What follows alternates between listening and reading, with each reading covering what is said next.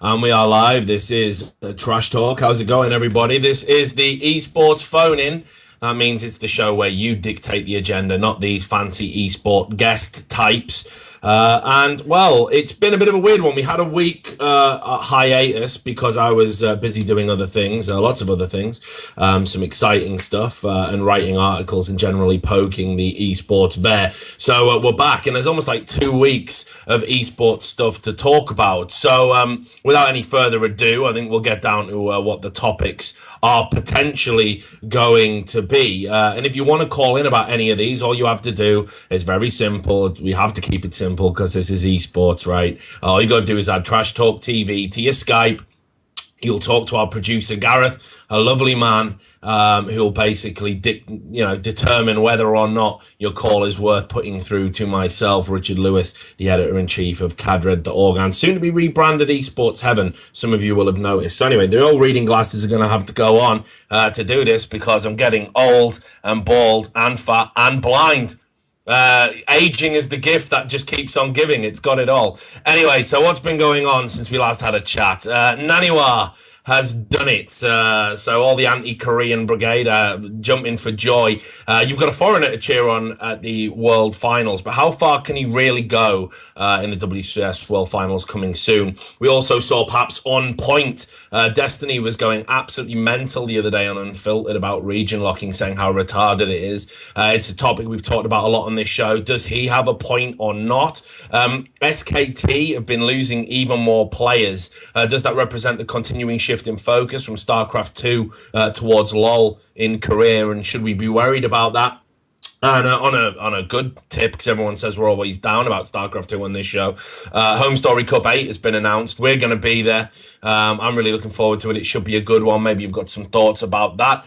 League of Legends featured on HBO's Real Sports. I just did an article about this the other day, made to the top of Reddit, rustled some jimmies, standard. Did they do it justice, or was it a terrible hatchet job? I was very much in the latter part of it. I just felt like Skara, who's a great guy, was really made to look like an asshole. I just felt really sorry for him because he's such a nice, open dude. Anyway, I just think it was a fucking hatchet job. It was horrible to watch. It had some good points, but I don't think like one sentence at the end, like, oh, it can be considered a real sport, excuses all the cheap shots for 14 minutes of very imbalanced reporting. Anyway, on top of that, cheats are becoming more popular. If you look in this YouTube channel, if you're watching the VOD, that's for future folks. We got a time machine. Cheats are becoming more popular in League of Legends. I did a video all about that. Riot aren't wanting to address the issue. I've tried. I've emailed them. I've tried getting in touch. I've tweeted at them. I've sent them the links to the various cheats I found. No reply as of yet, and it's really starting to bring the whole ladder system into question. What do you think about that? Do you know anyone who cheats? Do you think Riot can do anything? Bjergsen has joined TSM, the worst kept secret in League of Legends. Are they going to be better off with him and without Reggie? Reggie moving to coach, how is he going to adapt to that? I imagine for a control freak, it's going to be very difficult to take that backward step. Let's see how that goes. I'd love to hear your thoughts about it. Super Team, that's officially dead. The story that I broke ages ago, it's done. It's not going to happen. And the reason it's not going to happen is because the one organization that was maybe going to have the money to buy Freeze out of his NIP contract doesn't want to do it with the top laner that they picked. So what's going to happen in the rest of the European transfer market? The Battle of Atlantic is looming. I'd love to get some predictions about that. And we've already seen the Season 4 game changes. Are we excited, or is this going to suck? I gotta be honest, I was watching Stonewall's video the other day of him just having a run through the jungle. Didn't like that new jungle camper. They're gonna have to make some significant changes to the map for me, or it's gonna look very fudged. Right, so let's move to CSGO. We had ESWC this weekend. It's just gone. And we saw a surprise winner in the form of Team Mystic. More French people winning on French soil. The least said about that, the better. But our Team Mystic, an elite team now, did very games just choke in the final. In addition to that, there's been lots of speculation that NiP are holding back tactics ahead of the big DreamHack event. $250,000 up for grabs. So fair enough. They probably might want to do that. Do you think that's bullshit or not? And news just in before we went on air that Edward is out of Astana Dragons. One of the old Na'Vi veterans has gone. Are they weakening themselves ahead of DreamHack? Is that a bad call? Would love to get your thoughts about that if you are one of the few people out there who are enthusiastic about Counter-Strike. And finally, Dota 2, crazy stuff going in at both ends of the spectrum, the ridiculous and the sublime. The sublime, I guess, if you were selling it, a courier was sold for $38,000 via auction. What do you make of that? I think that's fucking crazy. That's my take on it. Maybe you think, wow, Valve have done it again. You know, some guys made a year's salary off one thing, but whatever. And the Dota 2 community, for me, plumbed new depths over the non-materialization of the Diatide event this Halloween. They went really far with it this time. They downvoted their own game on Metacritic. I don't know why you would do that. They harassed people by phone. Someone made a joke saying, please, Volvo, fix this instead of Valve. And Volvo got harassed and spammed as well, but they seem to take it in pretty good, in good spirit. Has that really tarnished the Dota 2 reputation for good now? I don't know. But anyway, so there's the topics of what's been going on. Gareth, who's the first caller and what does he want to talk about? Okay, so the first caller is Adam Davison. He's got two topics he wants to talk about. One is Battlefield 4's potential as an esport, as in does it have any, and then about the LoL player transfers. So you can pick and choose as you're talking to him, I guess, what you want to talk about. All right, I guess we don't do a lot of Battlefield 4, so I'll take these fucking glasses off as well, because that's just no need to look any older than I have to for a long period of time. So, well, Battlefield 4, let's do it. What have you got for me, brother? I just have to mute the stream there. Alright, yeah, just want to start off first with Battlefield 4, really. Obviously, you already got the ESL coming in. I've been hearing stuff at DreamHack as well, possibly, but it's all it's 5v5. Mm-hmm. Just like Counter-Strike is, just like Call of Duty is, so they're trying to compete there. Yeah. I'm wondering, firstly, do you think they can compete with stuff like Counter-Strike and Call of Duty, already established? And secondly, do you think there's potential for a larger scale Battlefield game? Like, obviously, Battlefield does have a large scale. I think we could potentially see 8v8, 16v16, even, well, probably a pipe dream, but 30v30. Do you think you could see that sort of stuff take off? Right, let's start. I mean, like, Battlefield for me has always been a bit of a mixed bag. I remember the last sort of good Battlefields. I caught the back end of that when I was doing Counter-Strike source reporting, when Battlefield was kind of dying out as a competitive game. And, you know, I wouldn't say...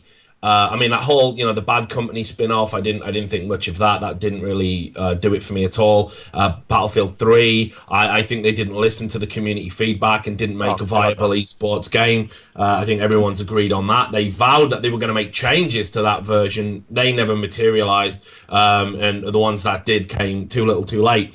Battlefield 4 has been made with an esports focus. There's no doubt about that. I talk to the community manager quite regularly. We've had some, my company I work for, I've had some, good dealings with DICE. They're serious about it being, an esports affair. But that said, we all know the FPS genre is in the toilet right now. I mean, that's no secret. And they're coming it's hard to come late to the party, right, and also be the person that fucking reinvigorates the party. Do you know what I mean? Like, imagine being the guy who turns up when everyone's already drunk and you've got to play catch up, get pissed, and get to a stage where you're the funniest motherfucker in the room and picking all the right music, and it's too much. It's too much for any man. So I think Battlefield 4 are really going to have their work cut out for them. I know they're serious, and FPS needs something. I'm still not entirely sold on CSGO, but I'll reserve judgment until after DreamHack. In regards to the formats you're talking about, I can't see formats that big ever being practical within esports for several reasons. First, spectating. I mean, if you imagine if football was divided into the way that you zoomed in to 11 players' eyes rather than having a huge bird's eye view, if you went in eye on them so you could see what they were doing, see how good their volleys were and all that, and you had to jump around 22 players, it'd be a spectator nightmare. No one would enjoy watching it. It would be awful. It wouldn't be any fun at all to view.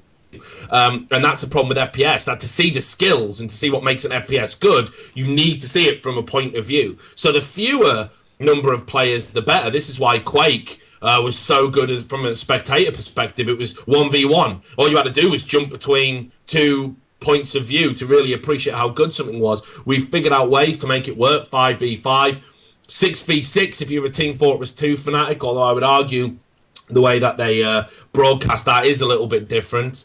But you go much higher than that. And I remember playing TF2 when there was a school of thought 8v8 would be the best way to go. And I just think it becomes a disaster. So spectating, I don't see it taking off. And then you've got the practicality of an organisation, right? Imagine having the logistics, obviously, yeah. Yeah, imagine having a team of 16 players that you've got to kit out and send to a LAN event to compete in a 16v16 Battlefield tournament. I mean, they're breaking the bank as it is, most organisations. It's unbelievably difficult financially to run one, especially without big sponsorships. And a lot of organisations, and this is no secret, a lot of organisations within esports operate from the perspective of, let's pretend we don't need shit. So they're like they get a Razer sponsorship, right? What does a Razer sponsorship mean? It means you get a mouse, you get a headset, whatever for each of your players, maybe, or maybe you get a little bit of money, right? And then you slap that up there and you go, look, Razer are our fucking big sponsor. The rest of the sponsors are going to come flooding in. Well, it isn't going to work like that in esports because no one wants to share. And they go, oh, well, Razer have got them. Fuck it. So let's leave it well alone. So then you get managers dipping into their own pockets thinking something's going to come along. And before you know it, they're in the shit and another bedroom organisation goes bust. So if we were to then take some poor little kid with his mother's credit card having to send 16 players just for one game to a LAN event, fuck it. And unfortunately, I mean, look, not even a recognised organisation like an EG or a Team Dignitas or, a Fnatic could realistically afford to do that. It would be just too unworkable. I think what I would say is they could be fun to watch if edited together, like sort of after the fact, maybe live if you had a real good shit hot production team, like a DreamHack production team. But a 16v16, it would have to be like a show match or something for fun. It couldn't be the thrust of the game. It couldn't be where the competitive esports was heading. I don't know if you agree or disagree with that. Yeah, I mean, obviously, the stuff with logistics. I mean, a 16-man team was obviously a big problem. I mean, just thinking about how you'd view it. I mean, the only thing I can think of how you'd spectate is similar to kind of like how football's done on the radar in the UK, where I've got one central studio. It's like, okay, let's go to Stamford Bridge where this has happened, and there's they'll go to Old Trafford, this happened. So you can't have that kind of going. Oh, we'll go to Flag Alpha. What's going on there? Oh, I've got lots of action. Okay, it dies down. Oh, goes to Flag Charlie now because it's all tanks and massing. Do something like that, maybe. Again, yeah, it's a long shot, but that's the only thing I could think of. But yeah, I mean, oh, look, hang on, Gareth. Yeah.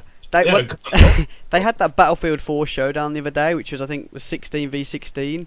Like, from my point of view, the way they did that, it was just one big clusterfuck. You couldn't tell what was going on. There was like, it looked cool, like, I'd admit that, like, especially with the graphics of Battlefield. But it was just one big mess. You couldn't tell what was going on, so you don't follow it. You just sort of shut off and just see explosions, and that's about as far as it goes.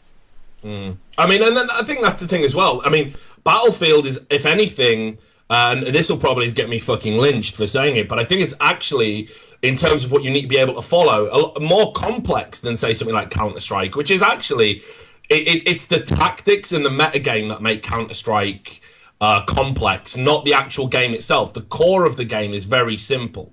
And I think the core of Battlefield is actually more complex. I don't know if it can ever get to the same level of sort of tactical brilliance, but yeah, so I don't know. Just another point as well, because just while we're on the subject, I did see today. Well, actually, yeah. Look, I don't know if it's been announced, and I don't know if I'm fucking this up for anyone, but Epsilon, the Battlefield team, are going to Fnatic, right? Do we know that? Is that announced? I haven't seen anything. Look at me. I don't know. Well, anyway, if it isn't, apologies to Fnatic for fucking up your shit if I just have, but it's happening. It's happening anyway. I'm pretty sure it is Fnatic. They're going to, and Epsilon.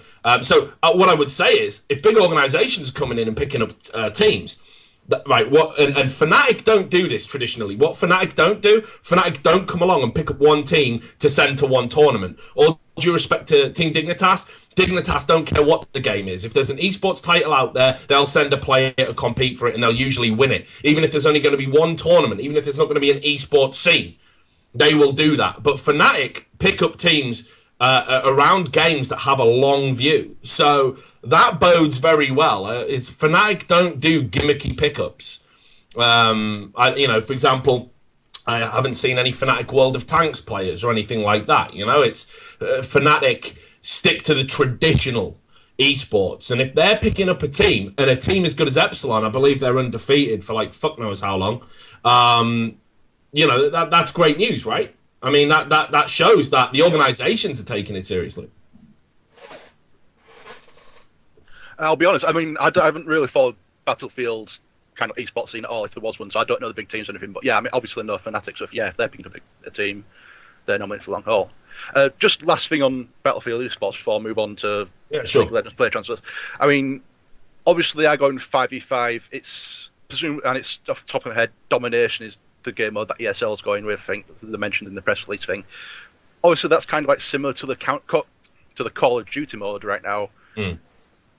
Given Battlefield's more traditional focus, just pub play on the larger scale, do you think focusing on the small scale run and gun stuff is something that can survive, can be competitive with the already established run and gun mode of Call of Duty, or do you think they need to do stuff like bringing the vehicles and stuff, or is that I don't like the vehicles. I think it detracts. I think once you start doing shit like that, and you turn competitive FPS into fucking rollerball. In fact, hang on, right? I can give you a fucking example. I was at the COD 4 launch, like when COD 4 launched, so we're going back a while, and I was there, and I was doing my press bit and hanging around, and one of the guys from Activision, he came up to me and he was like, "Oh, hey man, want to have a go on the game?" And I was like, "Yeah, all right then, whatever." Just like, I don't even think he knew I was pressed, so he was just going through it, and I was like shooting some people and just jumping through windows and spraying people down with SMGs in midair like you could on the original COD 4, just spamming away. And then he was like, "Oh my god, you got like 5 kills. Now you can call in an airstrike." And I was like, "What the fuck is this shit?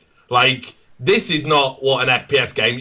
Calling in a fucking airstrike? Are you fucking serious? I want to shoot some motherfuckers. I don't want to have a plane drop bombs on them from fucking miles away. I don't want a tank to fucking run them over. I want to get up close and personal and fucking shoot some people." And it's the shooting where the skill lies in. And I'm sure there's people out there on Battlefield who are like, "Oh, but have you seen the awesome videos with the jets and the ejector seats and and fuck all that noise. It should just be run and gun. That's how it should be." I think if you start introducing anything beyond that, you're actually weakening the fucking genre of what FPS is about. It's first-person shooters, not first-person run-em-overers.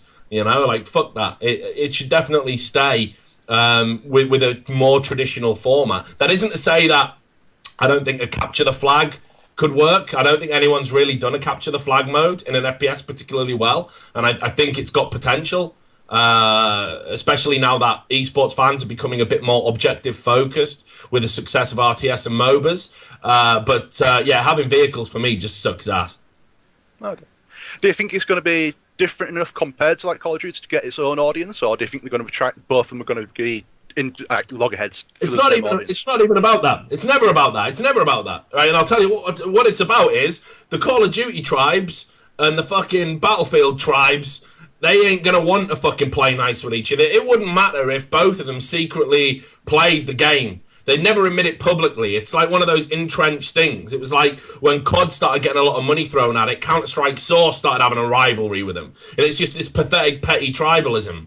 So there's no way Call of Duty people and Battlefield people are ever going to say, "Oh, well, if you watch our Call of Duty console at MLG, we'll watch your Battlefield event at DreamHack." Never going to happen. If they turn up to watch, they're going to spam the Twitch TV chat saying how shit the game is.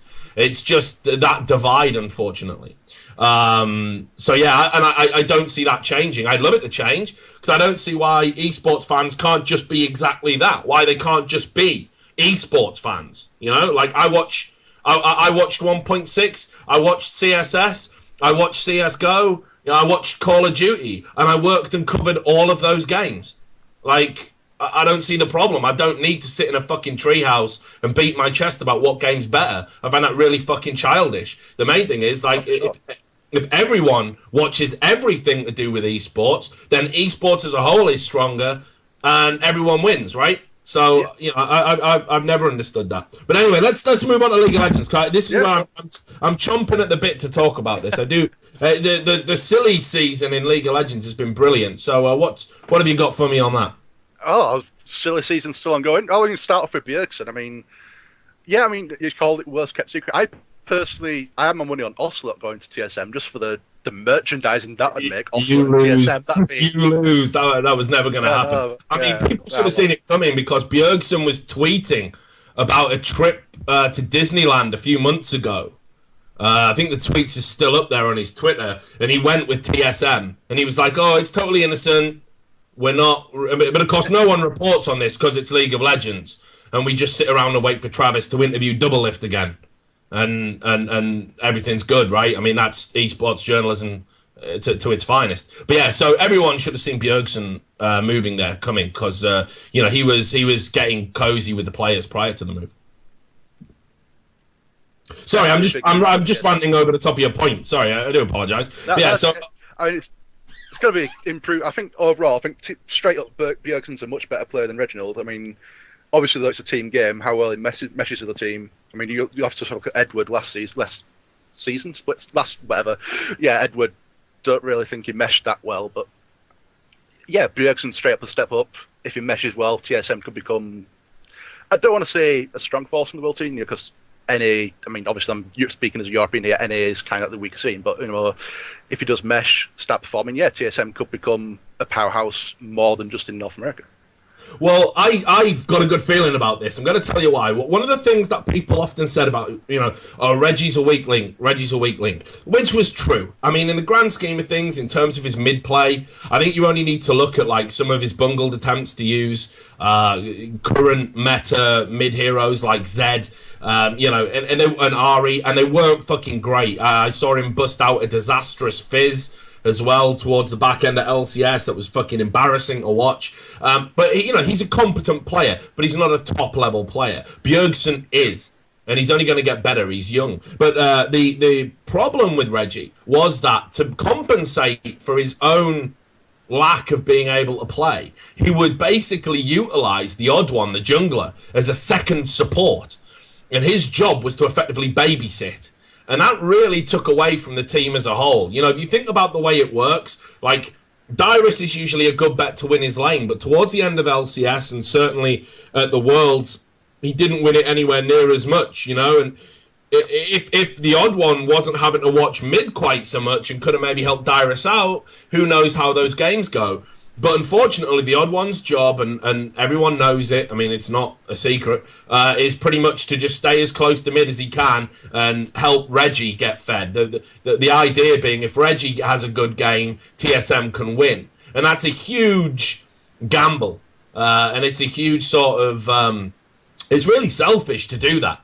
Really selfish. So Bjergsen will not need that. Like, sure, Bjergsen's going to lose his lane sometimes, but I'd be way more confident in Bjergsen's competence over Reggie's. And I think it's going to give the odd one a more of a free reign in the jungle. And I think that's going to really bring the team to life, take a little bit of pressure off X Special, you know, allow Wild Turtle that little bit of confidence to maybe push and be a bit more aggressive. And I think TSM, you know, well, put it this way, I think they might be ready now with Bjergsen. I don't want to get too hyped, but I think they might be ready to end this Cloud9 dominance in North America, and I hope they do, because I'm a TSM fan, despite all the harsh words I do throw Reggie's way. So there you go. But what about the other transfer rooms? I'll get one more out of you before we move on to our next call. Okay, yeah, sure. Where's it going? If just one more. Okay, I'll go to the percentage controversial. I mean, there's a player, apparently free agent now, Incarnation. Right. He was banned by Riot. Not just for being toxic, which I know is something you've got a lot to say about being toxic, but also apparently they had evidence that he DDoSed someone. Now he's got a bunch of pro players going, oh, he's a different guy, he's changed, you should give him a second chance. Do you think there's some things that he just shouldn't give second chances to? I mean, toxic, yeah, fine. If you've stopped being a dick, come back in. DDoSing? It's a tough one. It's a tough one. Let's be frank, right? DDoSing someone is a crime. Certainly, you know, as a website manager, I don't like it when my website gets DDoSed. I recently spent some time dealing with the Belgian cybercrimes unit because of some prolonged attacks we've been getting on our sites, and we're progressing that forward, and we're going to prosecute, no fucking doubt about it. And I know that there was some of this going on in the Swedish CS scene as well, where guys from NIP and some other Swedish players were getting DDoSed. DDoS is...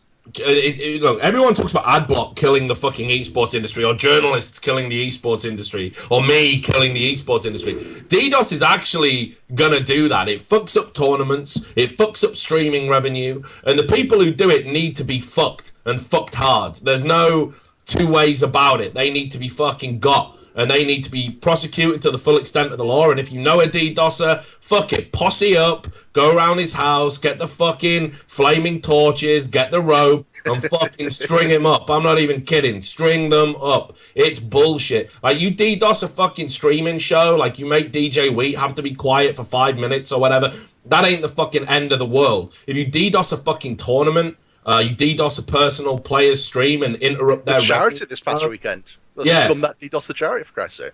Yeah, like, I mean, it's next level. Just seriously, fuck these guys. And I got absolutely no fucking sympathy for them whatsoever, like none. So for me, if it's proven you've been engaged in DDoSing, fuck it. There are no second chances for that. I mean, like, don't get me wrong. If the guy... I mean, maybe I feel a little bit different about it if he's paid a debt to society in the sense that he's actually been prosecuted. But this guy hasn't, right? I mean, this guy just got away with it. I think it's just been... It got banned. It's been banned for a year now, I think, because it was just before the spring split was when it got banned. Right, again, put it in perspective. I can get a permanent ban for calling someone shit. You know, if I call someone shit multiple times, you know, and I get banned, like, you know, 3 or 4 times, eventually it's going to go permanent. If I can get a 1-year ban for DDoSing someone, fuck it. I'll learn how to DDoS the guys then. Fuck it. I mean, where's the incentive to behave civilized? If you get a permanent ban for fucking, you know, abuse and bad language, it's nonsense. And in fact, you know, look in Korea, where people have been permanently banned for elo boosting. You know, it's ridiculous. So yeah, I would say, you know, I can't get on board with it because I know how much harm the DDoSers actually do to esports. Okay, that answers the question. Okay, just before I go, because I said that was one, can I go a couple of shout-outs? Fuck it, we never get anyone wanting to make shout-outs, because we have no viewers. So fuck it, go on, shout out. Yeah. If you can get the people you want to shout out to turn up and watch the show, even better. Well, it was just, I mentioned, brought Battlefield as an esport. I mean, I am part of the Battlefield community. I mean, we're obviously not going for esports right now, but we are 32v32, playing big games. So if you want to play Battlefield the way it's meant to be played, you know, not just random running around, there's communities out there. I'm part of 21CW, 21st Century Warfare. There's other ones, there's Level Battlefield, there's Global Conflict. If you want to play Battlefield just in an organised fashion, but not competitive, just friendly, organised, you know, there's communities out there, 21CW, Level Battlefield, Global Conflict. Look around, you can have plenty of fun in Battlefield playing organised. Right, there we go. Thanks a lot for calling in, Adam. Some good topics there. Very strong first call. Hopefully hear again from you in coming weeks. Hope so. Have a good night. Right, you too, man. Right, well, just before we move on to the other calls, I was in such a fucking fluster. What did I forget to do, Gareth? I forgot to do something, didn't I? Yeah, the Wall of Hate. How could I forget? Well, as you guys know, I'm a popular figure in esports. I'm loved, loved by every scene I have ever worked in. And I want to stress that this love just comes across on a daily basis. So one of the things that we wanted to run was the Wall of Hate. Maybe you've not seen it before. It's where we take all the best flame and all the best abuse we get from the various methods that it comes to me. We don't publish the death threats, though. We don't want to encourage those kind of lunatics. But anyway, Gareth, let's take a little bit of time, a little bit of relaxation. We're going to watch the Wall of Hate. And if you want to call in about something, add Trash Talk TV to your Skype. Be back in a moment.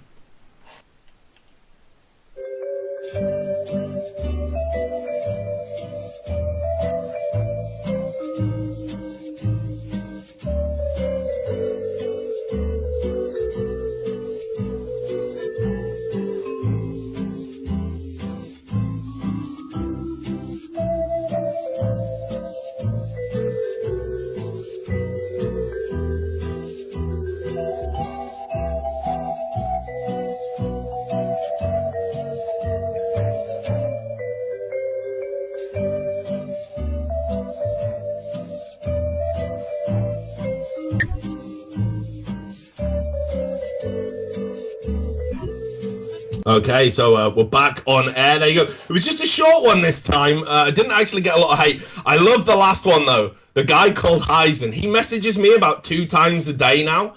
That's Heisen with a 3.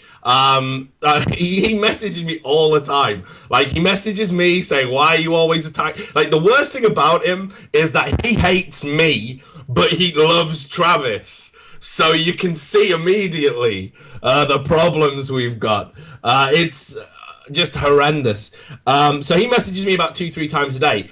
I'm not saying you should do this, but if you wanted to just, get his Reddit fucking page, bookmark it, just harass him, make his life a bit miserable, I'm not going to be upset about it. I don't think the world really loses anything. Anyway, who's the next caller, Gareth, and what does he want to talk about? We got a guy called Jakumovsky, and he wanted to extend on the point of the DDoSing with the previous guy, so yeah. Here we go, we've kicked the hornet's nest. I reckon this is where we add him, and he immediately DDoSes the show, and we go up there. Let's see. So, hello there. Can you hear me, Jakumovsky? Yeah, I can. Okay, that's great. Well, so you want to expand on the DDoSing point. What's on your mind? I'd rather start with you, actually, because I'm like... Are you muted? No, wait, never mind. Sorry, my bad. I'm actually pretty impressed that you can just like ignore all the hate you get from the community, because like every pro and every known person gets hate, but the amount you get is like crazy. Hang on. This is like one of those backhanded compliment moments. It's like it's like saying, I really admire you because you are such an asshole. It's like I don't know how I feel about it. But look, here's the thing. Let's not forget, I'm a little bit older than a lot of the guys in the scene, with the exception of maybe really old people like fucking Robert from DreamHack and Sir Scoots and Red Eye. And I think they're the like holy trinity of old dudes. But then I sit somewhere below them.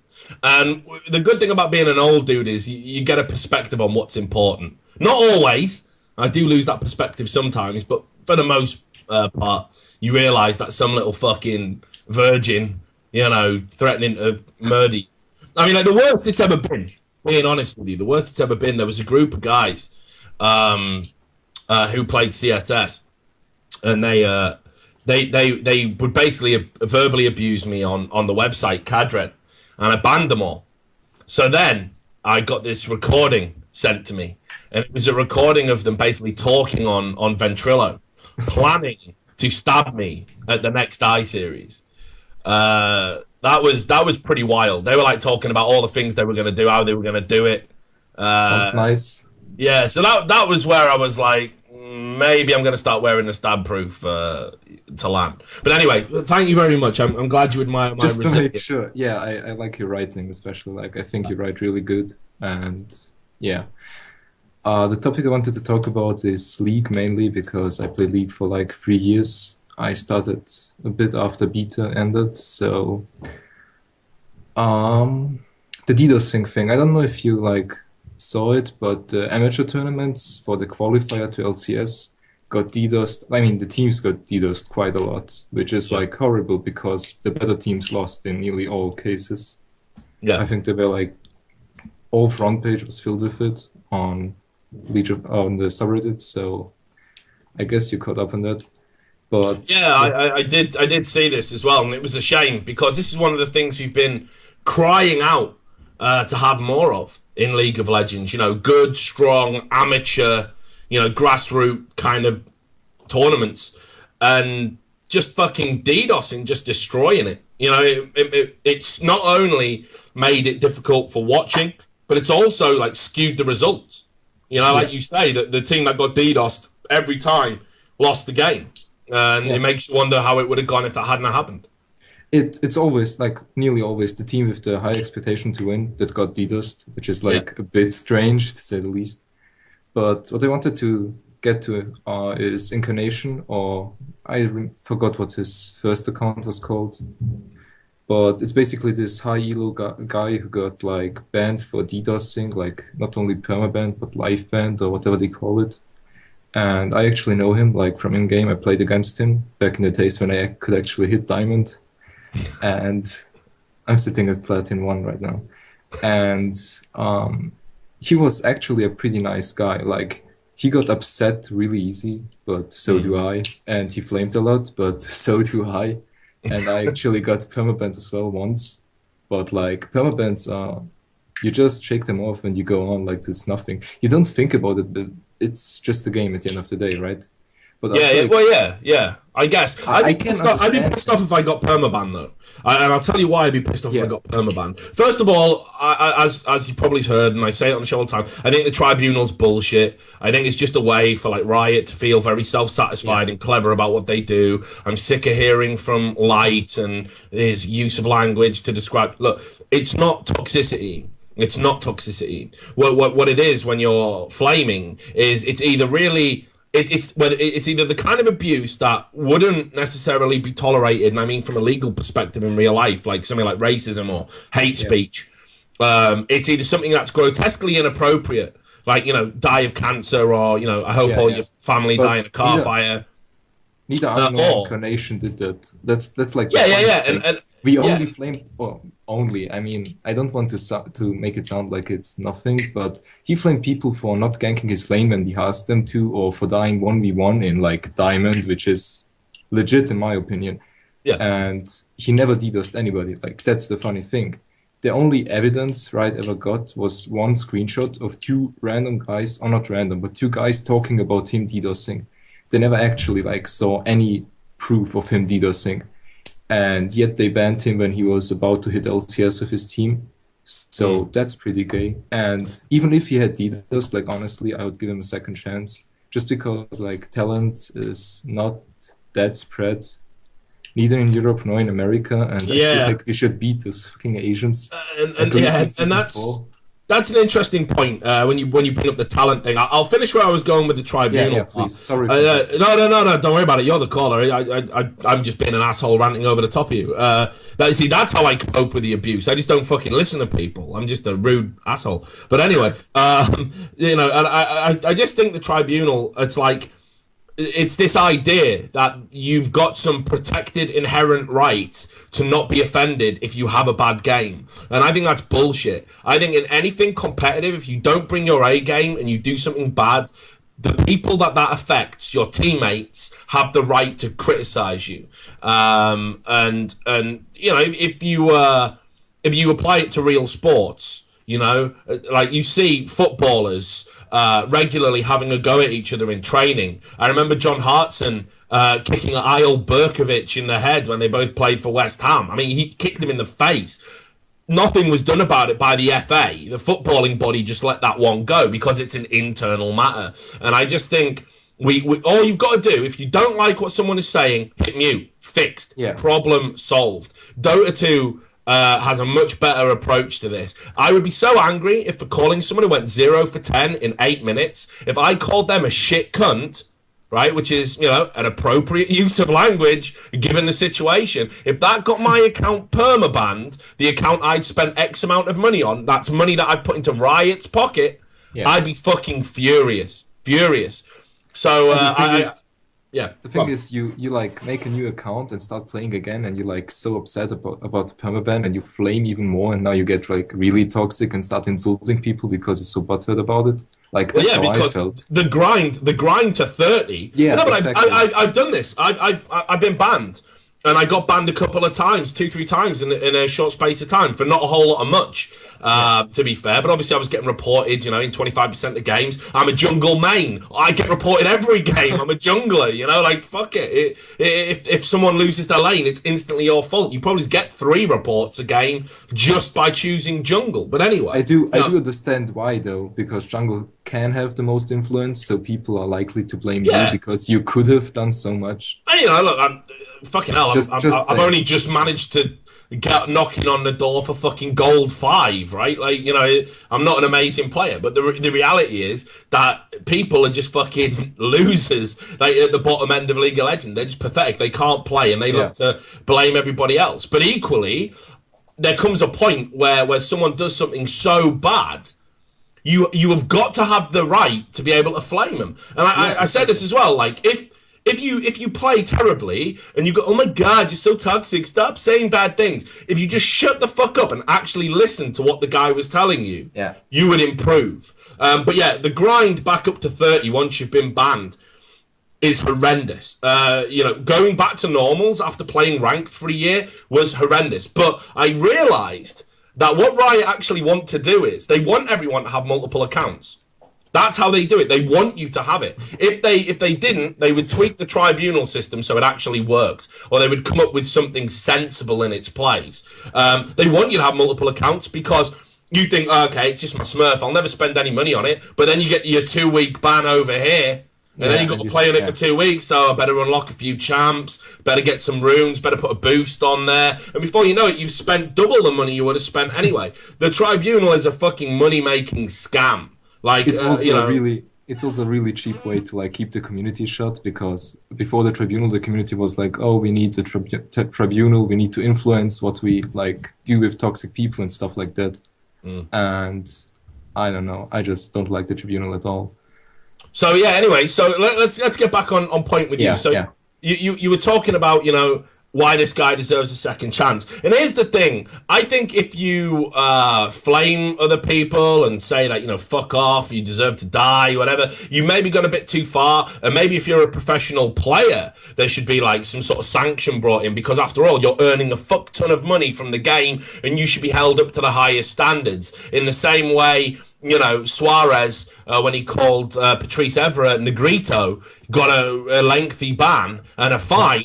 You know, if you're a pro player and you step over the line, I've got no problem with sanctions coming in. But when you're just some fucking dude who's like clearly frustrated at a bad run of games, 4 or 5, you know, AFKs in a row, and you play that game and that guy fucking just gives away first blood at like 1 minute, and you fucking go ham and you start typing abuse, what do we realistically achieve from banning that guy from the game? He's going to be back anyway. He's going to create another account. He actually did. Like, he even started streaming. That's like the cockiest move I've ever seen. After he got live banned, he made a new account, got to 30 and started streaming, and he Challenger 1 in 1 week. He outplayed like Froggen, Forelm Lord, all the common mids that are in LCS now. And he just like shit on them. Like, basically just outplayed them completely. But a DDoS, my friend, a DDoS. I want you to think about that. I want you to empathize, right? And again, the thing is, like, imagine you got DDoS for having a bad game along. That would suck, but there are people out there who use Drophack to drop games they can't win, so they get to Platin or Challenger even. And what Riot does is they permaban them. Like, that's it. They ban one account for that guy. And they have no evidence, and even if he did us like once, and it was not even a tournament, it was a solo queue game. I don't want to make it sound like it's nothing. I am actually surprised by it, but because I knew the guy, as I said, a bit, and he seemed pretty nice. But of course, in-game we're all monsters. But he just just burnt him for life, even though he was probably the best mid at that time, and he's maybe still one of the top mids now. Like, I can't speak for now, because back then Fizz was stronger and Ari was stronger, and that was his mains. Yeah. But back then he would shit on everybody. Like, I think Forelm Lord actually streamed, and he just stopped playing because he knew the guy was in queue and he didn't want to deal with him. Like, that's a level of getting stomped that's like not even funny anymore. Well, okay, so let's link into the talent situation, Jack, because I saw Hotshot's tweet the other day, and I thought it was fucking hilarious, by the way. Like, of all the people that's going to tweet about a lack of talent, it's going to be Hotshot GG, a guy who was Deadwood for like 18 fucking months. Well, at least he knows what he's talking about. Well, yeah, exactly. He can spot a fucking trash player a mile off. And that's not to be harsh to him, because, you know, back in the day, in the first season, he was good, and he pioneered some shit. Like, everyone takes Tear of the Goddess on Nidalee now. That's down to him. We all know his Nidalee play was, at a point, godlike, and he contributed something to the landscape of the game. I'll never knock him for that, but he should have fucking retired the minute it became clear he was just holding CLG back. For him to now come out and talk about the lack of talent in NA, well, one of the reasons why there was a lack of talent was there was old fucking dinosaurs sat on massive sponsorships not letting any of the new talent come through. So fuck him. He was part of the problem. But I think it's interesting what you're saying, because I guess the question comes down to, for the sake of the health of the game, should we allow people to behave in heinous ways before they are recognized as good, because it's going to promote talent and it's going to make the game stronger, and we're going to stop Asian dominance? I think all of those things would benefit League of Legends as an esport, but at the core of it, there has to be some semblance of professionalism, and it's getting that balance right. I think I don't think you can say like either one, like for every player out there, because if you let some random bullshit player into the LCS who's like good, but he trash talks everyone, like that could be pretty toxic to the viewing experience as well. But I also think like if you give a random challenger guy, a chance to like live from gaming, he'll be so fucking grateful. He'll like do everything to stay in there.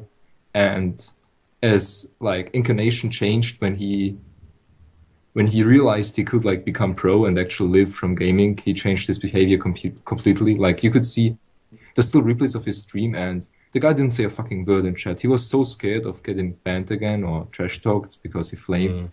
He barely ever typed anything in chat. Like even if he was hella mad and you could see by the way he like punched his mouse and his keyboard, he never said anything because he knew he had this glimmer of a chance to like get into LCS and be a pro.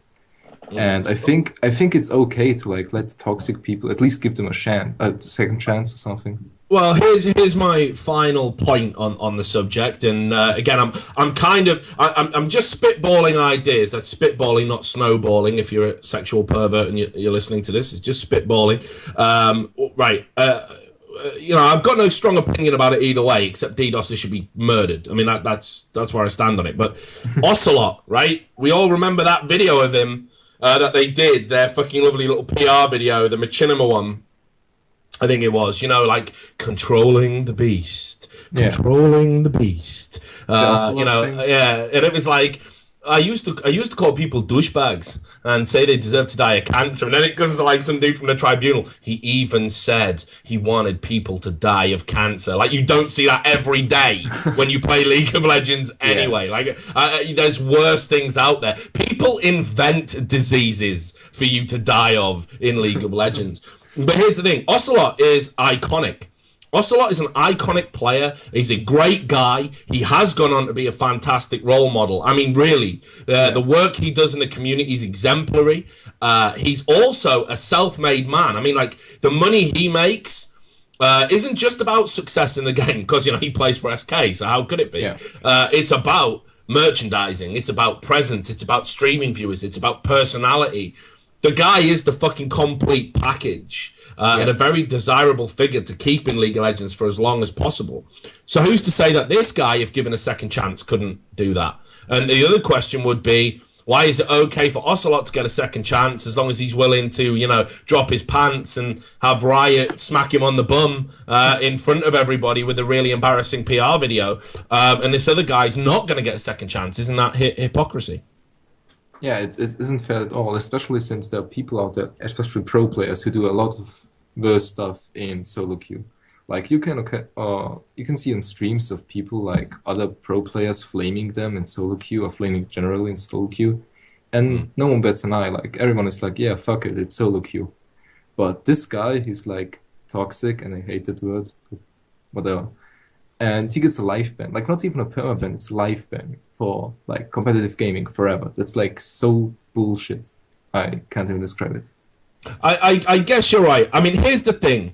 I think there's a middle ground. And here's what I would propose. In the same way when a criminal does something destructive, a judge may, in place of a custodial sentence, to show some reform, will put them on community service. Yeah. Perhaps we can do that. Perhaps we can there's some form of League of Legends community service. Like, perhaps what I would prefer in place of a tribunal for top players, or like in place of bans for top players, anything like that, is if they were to sort of reach out to the community and be like, well, look, this is what was holding me back, maybe not do some embarrassing PR video about it, but actually talk about the motivations, talk about how to, self-control exercises. I could benefit from that when I'm playing solo queue. Like, how do you fucking take a deep breath and count to 10 with the ridiculous shit you see in Silver? How do you do it? So, I think there's definitely perhaps an argument for a second chance. If they haven't got concrete evidence about the DDoS, then it's bullshit to uphold a ban based on that. I'm like 99% sure they don't have any evidence because I never saw anything and I'm pretty familiar with the case. Right, well, in that case, Riot, if they want to act all holier than thou and uphold great values, there's a great value called innocent until proven guilty, which was very popular in law, I'm told. I don't know. So maybe the burden of proof should be on them before they issue a ban of that magnitude. But anyway, look, it's great to get the opposite side of the fence. Pass my best on to him. And who knows where we'll end up. I mean, it's like you say, it's not like North America couldn't use a fresh injection of talent right now. Yeah, or any region at all that's not Asia. I was going to say any region that's not Asia. One more thing. What is it with you and Travis? Why do you hate him? Why do I hate him? I don't hate Travis. Who told you that? You trash talk him on a show called Trash Talk, so that's fine, but I kind of feel like you don't like him. He's just not a journalist. Does he have a claim to be one? Yeah, he does. Check his Twitter. Says it there in black and white. Journalist. He's not. Okay, I'll do this. One of the things that esports needs to do today, it cannot be delayed, is the people who create content. You are content creators. You are not journalists. It's a very fucking different discipline. The reason my content looks so shabby, why I'm talking to you above an imaginary trash can through a fictitious brick hole in the wall. No disrespect, I love your work. But, the reason why I'm doing it from a fucking bedroom is because I am not a content creator with a glorious studio and a long history of doing these things. I am a fucking journalist. Journalists are shabby. They are drunks. But they know how to get a story. They know how to work leads. They know how to do reporting. I mean, here's the thing that gets my fucking goat the most. If you are going to say that you know shit publicly, if you are going to say that I know everything about a particular topic, so when someone says, "Oh, I heard Bjergsen's going to TSM," and you come out and go, "Nah, that ain't happening. I know, I've got sources," and you call yourself a journalist, why the fuck ain't you reporting about it? That is a real question that the League of Legends community needs to be asking itself every day. That the guys who've got the most access do not want to serve you in the way that you deserve. There is nothing comparable to ESPN in League of Legends. If you want it to be a real sport, you need real journalists to treat it as a real sport.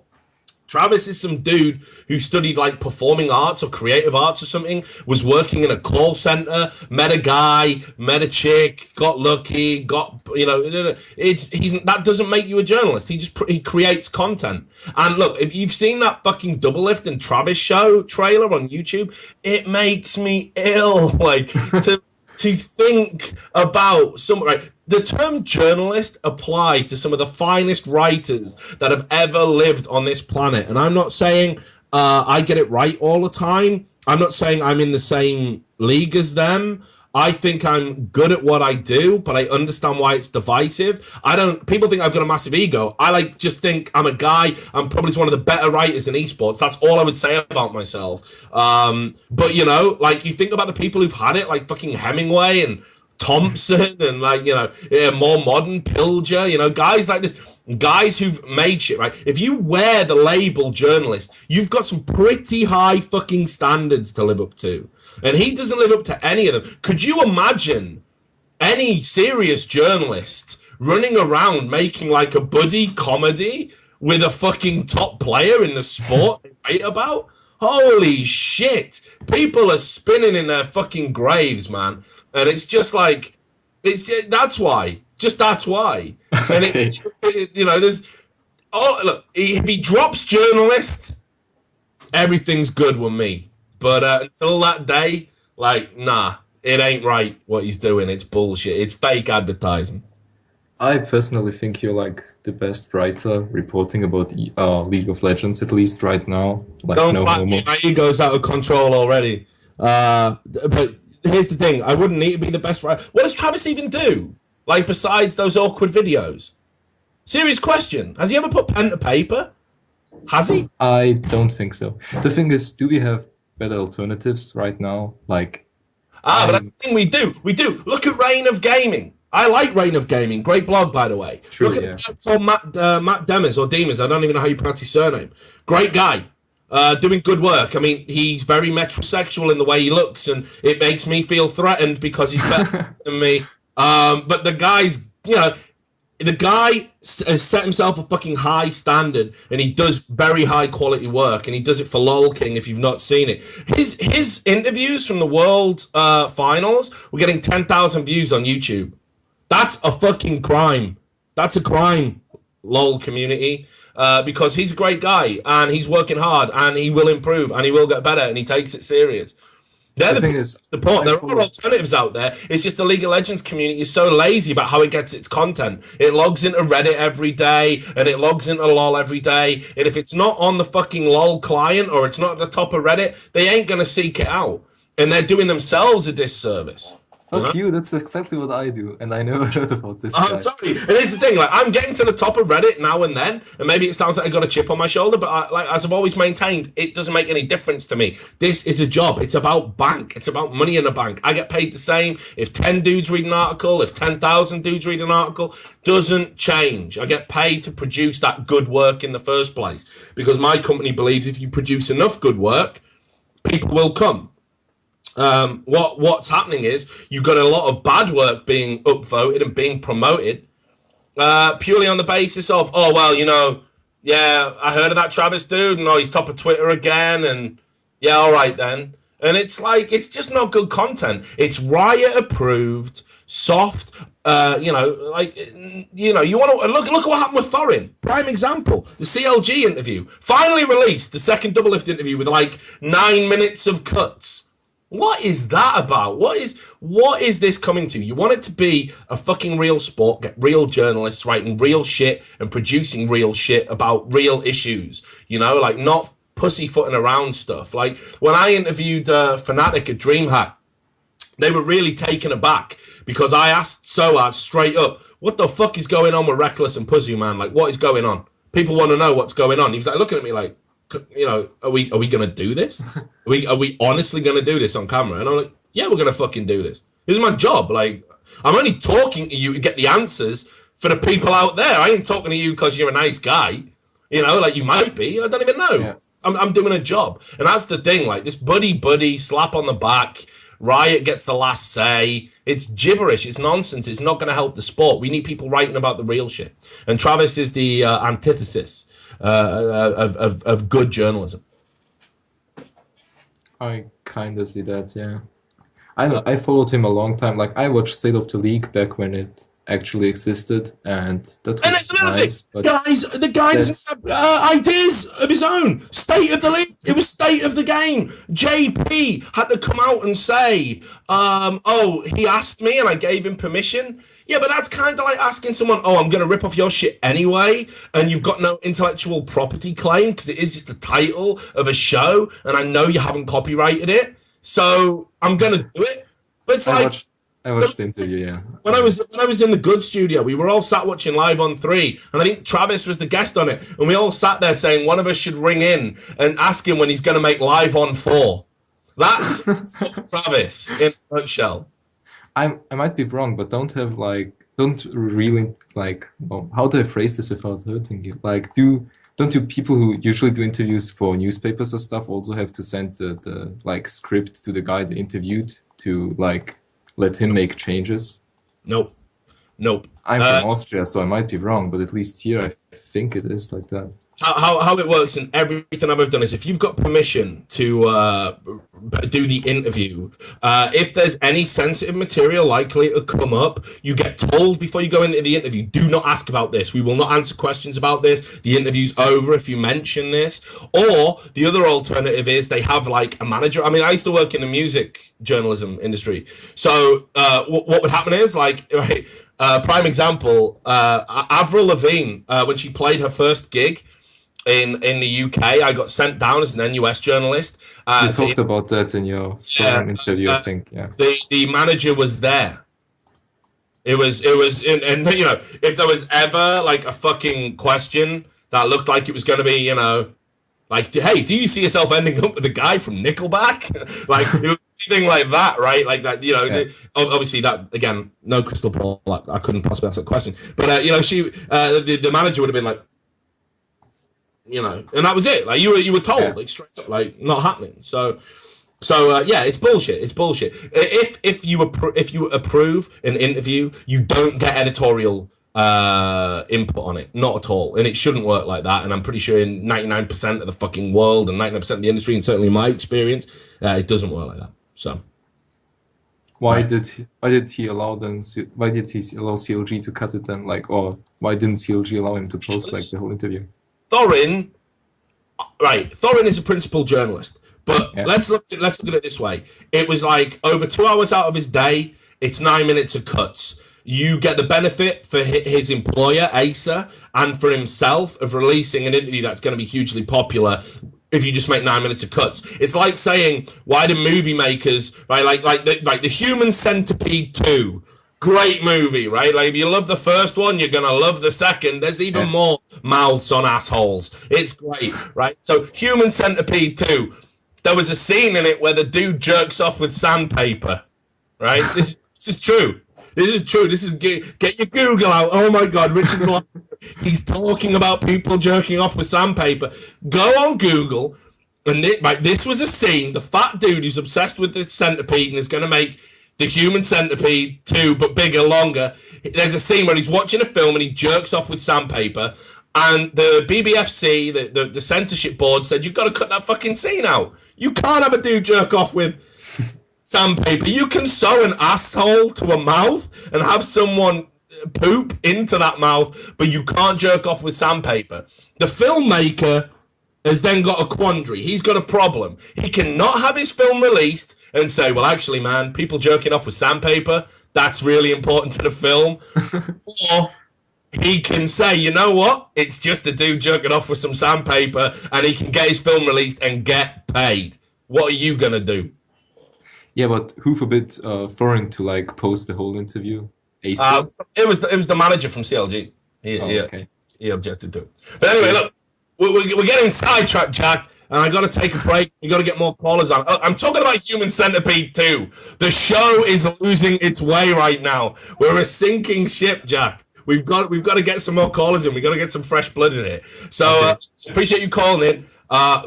Fucking thanks a lot for the compliments. Give my best to your homeboy, your DDoSing homeboy. No, I'm kidding. I'm sure he's a nice guy. And call again, because I like the cut of your jib. Okay, see ya. All the best, Jack. Take care. There you go, Jackimowski. Basically defending the dude who got banned, and we got totally fucking waylaid and talking about Human Centipede 2. I've only had 2 beers. And I'm talking about Human Centipede 2. And the show's already like an hour in. Like, we've had 2 calls. Fuck, man. I'm going to go get some medication. If you want to talk about Human Centipede 3, you can add Trash Talk TV to your Skype. And I urge you to do so. Let's get this show back on track, because God knows I'm not the man to do it. We're going to take a short break. We're going to play a video from the guys who've produced this show, Streamgasm. They do great work within esports. So basically, support them if you can. If you want to subscribe to this channel, that's up to you. But I'll never tell people to give their money over. But these guys don't just do this show. Obviously, they do a whole lot more. But anyway, we're going to play a little ad related to them, and we'll be back in about 4 minutes. So do not go anymore. Where more Human Centipede after the break. Death. So if there was either like a spell or a perk from a game that you could have in real life, what would it be and what would you do with it? Oh, this is good. Oh, wow, that's a weird question. Why Call of Duty? Or what game would you prefer I ask you about? Oh, I don't know. Ooh.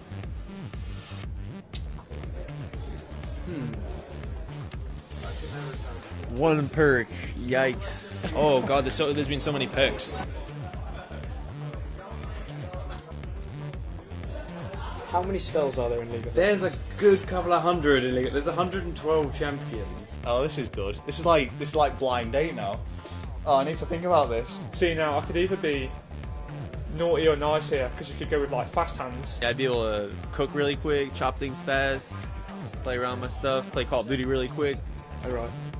Bit of a thief. Yeah. Everyone, when they first start playing Skyrim, it's just like, oh, I can just go into these people's cupboards and steal stuff, and then you're like, oh god, it's such a ball ache to like sell this stuff. Oh, forget it. The best thing about Skyrim is that you don't have to go behind their back to steal stuff. You just put a basket on their head. I didn't even know you could do that. That mushroom microphone you've got is straight out. Don't do that because they won't be able to hear what we're saying. I'm so gonna go home and stop putting baskets on people's heads now. Okay, so let's answer this seriously. Try and do a Call of Duty because I know Deep that's- Impact. Sorry, what?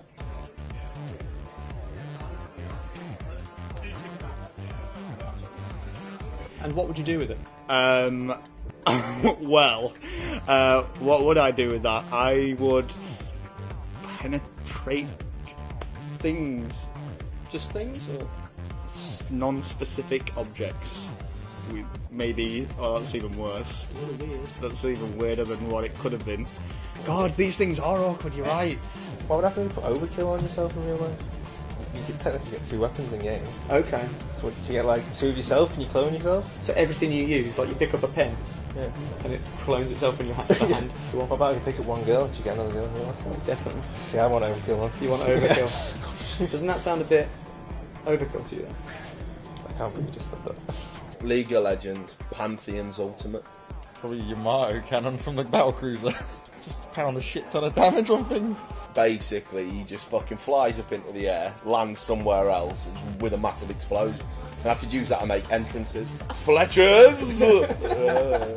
Probably Juggernaut, so when I set myself on fire I don't actually get another scar. Juggernaut, that seemed like you'd be dead hard. I'm sure Mike Tyson had that in real life, didn't he? So. Kerry set herself on fire.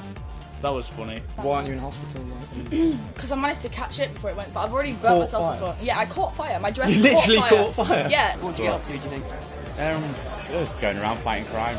Just been dead hard, yeah. It can be rude. It can be rude. It can. Okay, the rudeness was going through my mind. I like one of the blink abilities, but I'm trying to think of whose blink ability. Something like LeBlanc's ability to like dash through a wall that can't necessarily see the other side, find out what's there, but change your mind if you want to, and if it's not safe, you can come back the other way. This is tough. This isn't easy. How would you use that in real life? I'd probably get free event entry. Gigs. Just for a moment. Yeah. Oh, but if it's crap music, you can't know. Yeah, it's like, oh, I've gone through the wrong part of the wall. I'm in Bieber's dressing room. Get the fuck out. Why are you trying to get into a Bieber gig? There used to be a spell in WoW when I played it as a kid, and you could just go solid as a rock. Just. I would probably say lightweight pro. Lightweight, baby! Because I'm a hefty guy. I would want to know what it means to move quickly. Give us the really big bodybuilder guy that benches. Lightweight beat Usain Bolt. Because then not only can I run really quick, I can also jump between buildings, and I can jump off high buildings and not die. I wouldn't take any lifts or stairs, just jump. What would you do with that? Like, Rob Banks. Extreme condition, definitely one of them. Stopping power, punching Benson. Get to win. probably marathon from MW2 so I can run forever. That's it. That's all it is. I just run everything. Good answer. Keep running. Okay, we're going to theorise here that I'm running so quickly I can just run over the water. Like that's how fast you're Jesus. talking. Yeah, exactly. Okay. Straight over to France, cut through South Africa and Africa, and then chill somewhere like Madagascar. I would just compete in some marathons. First off, win some money in some 10Ks. God, now it'd be a toss-up between lightweight and marathon. Could you imagine me running a marathon? That'd be quite the sight to see. Do death streaks count? Yeah, why not? We've just made this question up, so there's no rules really. I want to keep martyrdom. Martyrdom. Dead man's hand. Okay. I'm going down, you're going down with me. Just in case, you know, die. someone mugs me, and then like they're trying to go, or someone kills me. That's it, you're done, you're gone. You don't have a choice. That's a dark. Going through my things, they're like, iPhone. Oh shit, what's that? Grenade. Yeah. Yeah, no, because it used to really piss people off. You just like you're running around and then you're with like a whole party. Well, I get the impression that if you just in real life just went solid as a rock, your whole body, what advantage would that give you? Could you imagine if you were just having a nice, really serious talk or something?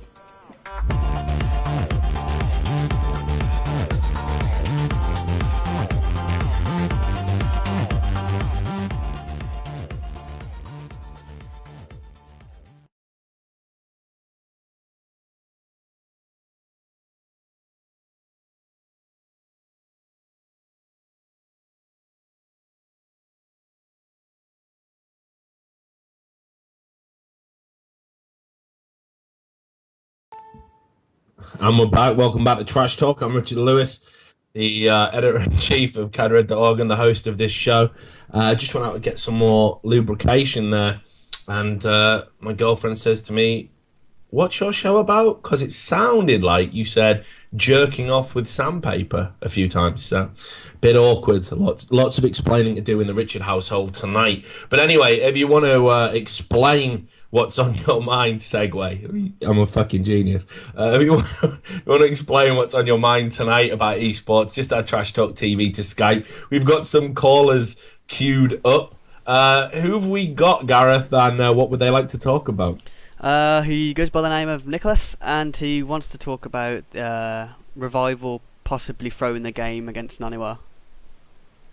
Wow, this is big. Fuck me. Yeah, all right then. I'm on board. Are you there, Nicholas? Can you hear me? Nicholas, can you hear me, brother? Hey. Yeah, I can hear you. That's great. So, Nicholas, this sounds, dare I say it, almost libelous. Let's do this shit. So you think Revival threw against Naniwa? Not necessarily. I'm just saying it's a very big possibility. If you look at it, it's not only going to benefit the promoters, it's going to benefit the teams. Both teams are actually owned by Alex Garfield, which is EG and XMG. And when you have a foreigner go into BlizzCon, that's not only going to increase your numbers almost by double. Like, literally, their viewer numbers will almost double. Now, if you had Revival going in, it would just be 16 Koreans going into the finals. And it would be very unentertaining for fans, I mean, in Europe and America, in my opinion. But, I mean, if you look at the games that were actually played, though, it almost was as if he didn't want to win. Like, he killed off the third, fell back. The first game is what I'm referring to. Fell back, didn't build any spines, knew Naniwa was going to do a Blink Stalker all-in. Didn't even have +2. It was a +1 Blink Stalker all-in, and he died. I mean, and then game 2, he goes into Banelings. I mean, it was just... it was not ZVP in any way, shape, or form, in my opinion.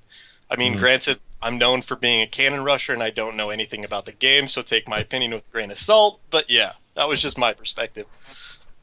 Holy shit. Well, you know, I guess here's the thing. Like, I've usually got a good nose for bullshit, right? Like, and I didn't even think about it. It didn't set off my bullshit detector. I'll tell you, I don't know. I guess it's because I just know how capable Naniwa is. It was like, I felt he was capable of winning the game. So I didn't I don't really... mean any disrespect to him. No, I know that. Great player. Yeah, I mean, and because I felt he was capable, I just felt like... I know. Put it this way, if that did happen, I don't think Johan would be in on it, because I know how much he put into trying to win, and personally, his bread's just not that buttered. He'd rather lose than get given a win. Like, if it doesn't test him, he'd really rather lose. Like, really. Like, he doesn't want it to be easy or handed on a plate. He's almost derisory about it. Like, if he gets beat by a better player, he's always the first to come out and sort of point to himself. If he gets beat by a fucking cheese, yeah, he goes crazy about it, you know. But then again, who doesn't, right? But this, I don't know. It's like, you know what? Like, if you look at the framework of the conspiracy that you're painting, it makes sense in a way. It does make sense. And let's be honest, EG are hardly the most trustworthy fucking organization out there. I mean, they don't even publicly admit to having stakes or controlling interests in these organizations. I mean, it's never been publicly said. It's an example of a terrible esports secret. It's never been officially confirmed, not to my knowledge. Again, if anyone wants to correct me about that, please do. But you're right. The one thing WCS needed, the finals needed, I think the tournament is richer for starters for having a foreigner there. But certainly, you're absolutely right. Being that solo foreigner, the hype, the attention, what that does in terms of sponsors, it's huge. There's no doubt about it. I mean, if you could control it, yeah, that's a good way to get cash money. Was there anything else that stood out for you in the game that made you really think? 'Cause, I mean, we've talked about this before. I can't remember the last time it happened. It might have been a Stardust game. No doubt someone in the Twitch TV chat will tell me. But it was a game where it looked like he wasn't really trying as hard as he could have been. But was there anything else in the game that made you think, actually, this guy's not playing He to an actually optimal missed level? a few injects, which was very uncharacteristic for a Korean GM Zerg in general, let alone a Code S or a Code A Korean, to miss injects on not only once but twice. And then when you have the casters like Apollo, just baffled in the fact when he built a Baneling nest to try to do a bust, when he knew like he was already ahead, followed back on 3 base, and all he had to do was just macro. But instead he tries to throw away units and army that essentially he knew was going to be cost inefficient. It just didn't make sense to me. But how okay, well let's say you're right. I mean, here's the problem. How could we ever prove it? Like, unless we could get to an email or something. You can't. Well, maybe or maybe not. I mean, here's where I'm going with this idea.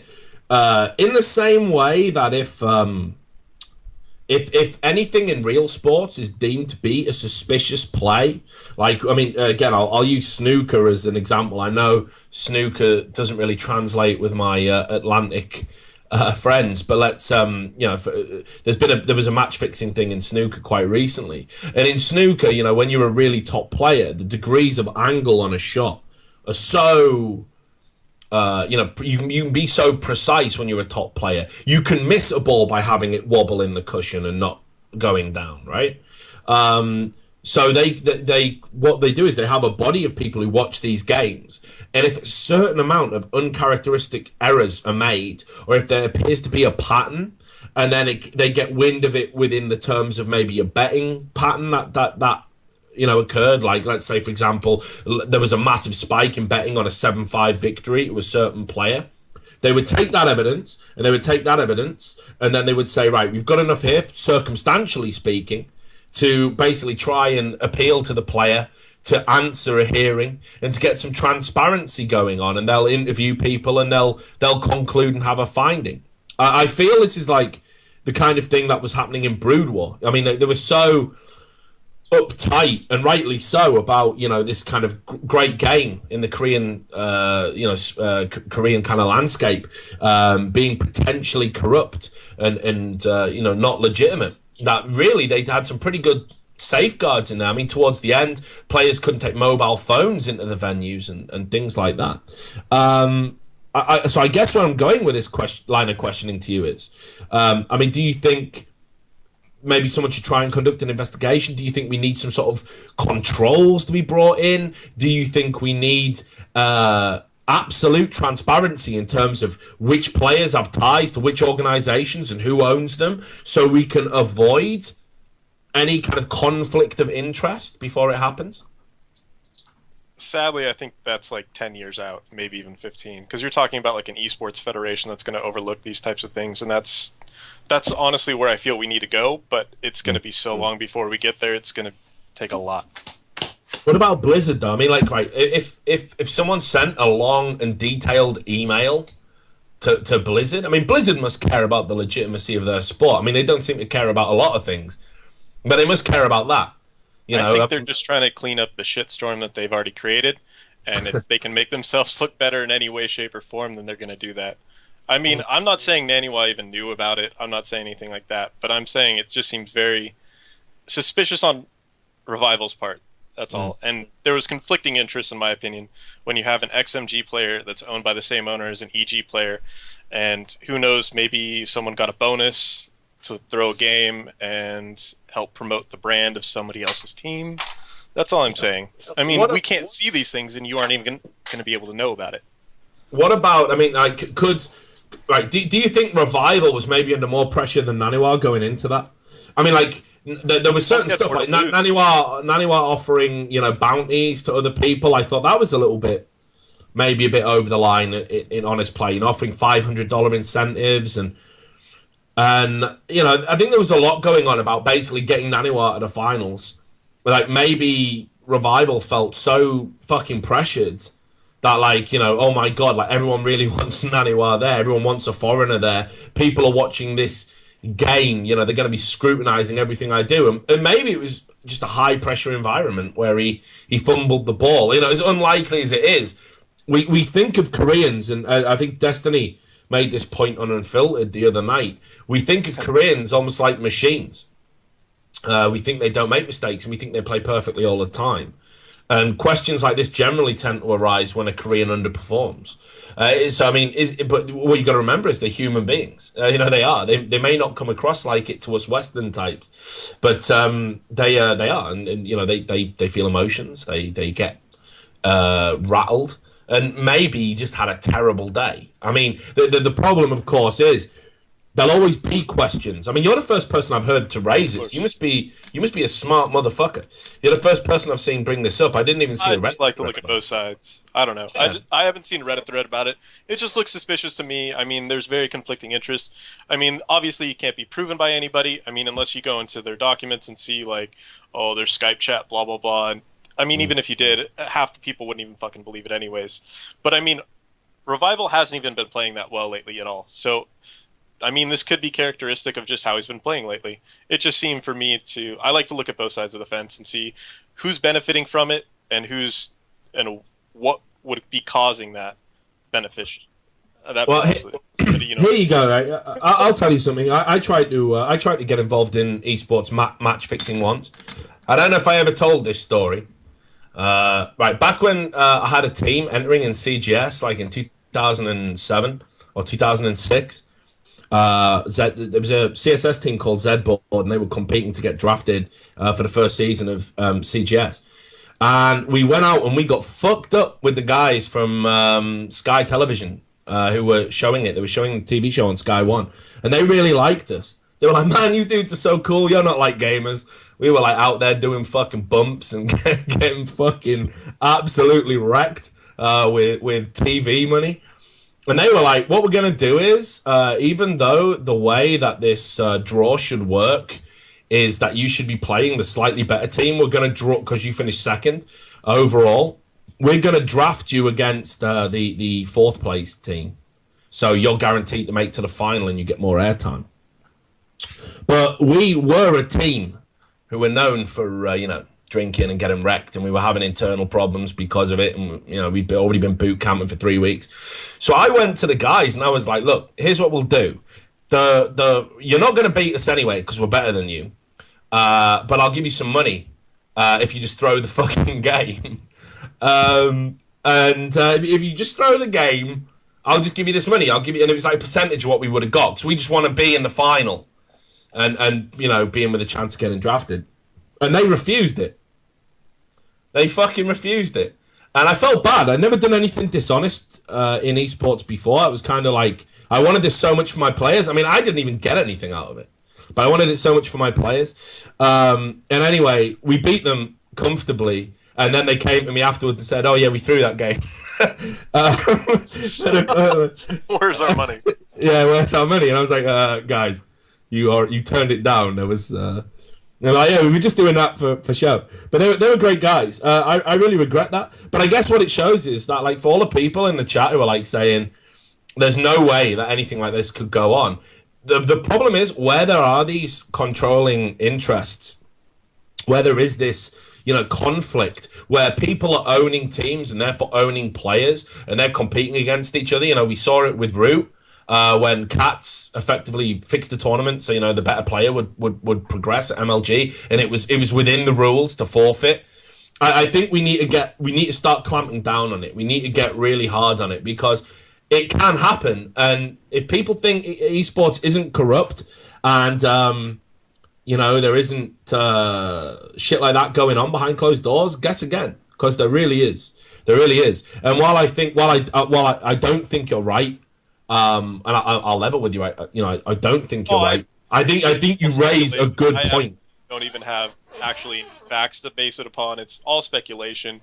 It's nothing that I'd say go make a Reddit thread about. Hop on the fucking train, get your pitchforks ready, let's go. It's nothing that. It's just fucking speculation. What I think maybe. Well, I love a bit of healthy speculation, brother, and I think it was a great call. And maybe, just maybe. We'll get that Reddit hate thread snowballing after this.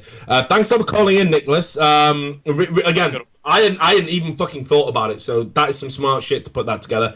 And hopefully you'll call back another week. Look forward to hearing from you again in the future. Have a nice evening. You too. Peace. So there we go. So there's Nicholas. Revival. Was it a fixed match? And it's like I said in that anecdote. You would be surprised where that shit goes on. You know, you would really be surprised, and you'd be surprised by some of the people that sort of engage in it. Anything's possible in esports. It's not regulated. It's not a real industry yet. We're fighting for that legitimization, but until we get it, corruption is entirely possible. And I want to absolutely stipulate, I do not believe for a second that Johan would be in on anything like that, because, like I said, I know Naniwa quite well. He's a great guy, great competitor, and I'm so stoked he's going to the World Finals. But again, we've got to tighten up this whole conflict of interest bullshit. Anyway, maybe you think I'm talking nonsense, and our caller was. I saw Targa was criticising him. If you want to basically call in and add to the discussion, Trash Talk TV, add it to your Skype, you know what to do. Gareth, have we got another caller? Yeah, we do. He goes by the name of Magnus, and he wants to talk about Dota 2's Diatide situation. Yes! Oh, I'm so happy someone's called in about this. I'm so happy. Magnus, please, brother. Can you hear me? Are you there? Is he on? Magnus. Hello. Hey, Magnus. Right, first of all, the Dota 2 community hates me, and I'm not really a fan of theirs anyway. I just want to get that out the way. I feel like it's being like AA, or, you know, like some sort of meeting of addicts where we all need to get like, oh, well, I'm a heroin addict and you're only an alcohol addict, so we're all different, you know, we're all on different levels. Dota 2 community despises me, like, unilaterally across the board, because I said their free-to-play model wasn't worth the circle jerk it gets every day. It was very silly of me. But this is undoubtedly, for me, the worst I have seen any esports community react to anything. The level of harassment, the way it went on, and I'm so glad, I am so glad you have called in to talk about it. So please, please, please, please, go nuts. I'm not even going to say anything. I'm going to sit here quiet. Yeah, well, I'm a quite enthusiastic viewer of Dota 2. So I don't really play that much because I'm very bad, but I love watching tournaments, and I spent hundreds of hours watching tournaments, you know, multiple times more than I've spent actually playing the game. And I've just been really embarrassed, you know, about this whole situation. You know, seeing this is like Twitch chat has spread, you know, like a cancer into other parts of the internet. You know, like you know, the Volvo, Facebook, and things like that. And I just I couldn't even open most of the threads about it on the Dota 2 subreddit, because it was just I just couldn't handle the cringe that I expected from it. So why though? I mean, why? Why did? There are many reasons, many valid reasons for a esports community to mobilize into a witch hunt. There are there are so many reasons. There's people not paying out prize money. There's all sorts of shit going on. Valve never said that. I know everyone's at the time was like linking to it and saying, oh, but they said it was going to be an annual event. Saying it's an annual event isn't the same as like 2 weeks before Halloween saying, guys, we're definitely going to do this. Like, there wasn't anyone who came out and explicitly said Diatide was happening this Halloween. And I don't understand why people would get so het up about it. You've just had a massive game-changing patch to Dota 2. There's constant content coming out for the game. So why would they get so upset about it? I mean, do you think, right? I mean, obviously I can tell what side of the fence you are on. But do you think there was anything justified in the sort of outburst from the community about the lack of a Diatide event this year? I think the only thing that was justified was perhaps the lack of communication. I mean, the only communication we've had has been from, you know, there have been some tweets from Cyborg Matt, and there was from a stream with Too Good, and he said that there won't be Diatide, but don't worry, there will be better things. So I think maybe that's part of the problem, that that Valve just doesn't communicate directly with the Dota 2 community, and the Dota 2 community has really just exploded, throughout the last year. I don't know how big it was around the International 2. I think it was around maybe 1 million, 2 million, and now it's 6 million. So maybe a lot of the players just didn't know Valve and their way of doing things, which is they don't talk about things, they just release their games and their content, and yeah, but here's the thing, when it's done. If Valve, right, look, I know, like, I'll tell you this, I'll tell you one of the best moments in my life, which is kind of fucking sad. I'll rephrase that. One of the best moments in my esports life was going to DreamHack Winter, and Ido was there, and he came over to say hello, and he said, like, we're a fan. We read your stuff in the office. We read your stuff about Counter-Strike. And I was like, fuck, man, the dudes at Valve sit around and they read my articles and they have a chuckle to themselves. That was like, that made me so fucking stoked. But here's the thing. If they read my work, they're going to have seen all of this shit. Now, if I was Valve, I'd be thinking, like, what a bunch of fucking pathetic bitches are playing this game. And right now, the community drives a lot of what is happening within Dota 2. A lot. They've got a very powerful presence, perhaps more so than everyone says. Riot always cout out of the community. That's not true. But the Dota 2 community, they very much drive their game, whether they realize it or not. And if I was Valve, I'd just be thinking, like, what the fuck sort of monster are we creating here? Like, we don't do one event. I mean, like, again, let's put it in perspective. Where's Half-Life 3? I don't see fucking Half-Life 3 enthusiasts fucking, threatening people over the phone or going to companies that have almost like, sound a bit like Valve and spamming their Facebook, or downvoting Half-Life 2 on Metacritic, 8 years after it was released or whatever. It would be absurd behavior. And what I'm worried about is this almost like sense of entitlement that the community's got. Like, they've got so used to being pandered to by Valve that they feel comfortable in behaving in this like ridiculous way. Why the fuck would you harass Cyborg Matt over the phone? Like, I don't even get it. Like, what's he gonna do? This isn't Gabe Newell's number that got leaked. It's a guy who goes in, he posts logs ahead of schedule, he breaks down the games, he tweets news out about changes that are coming. This is a guy who contributes something positive to the community and has no say whatsoever in what's going to happen. With relation to promotional events based around holiday season. He isn't part of Valve's fucking marketing division.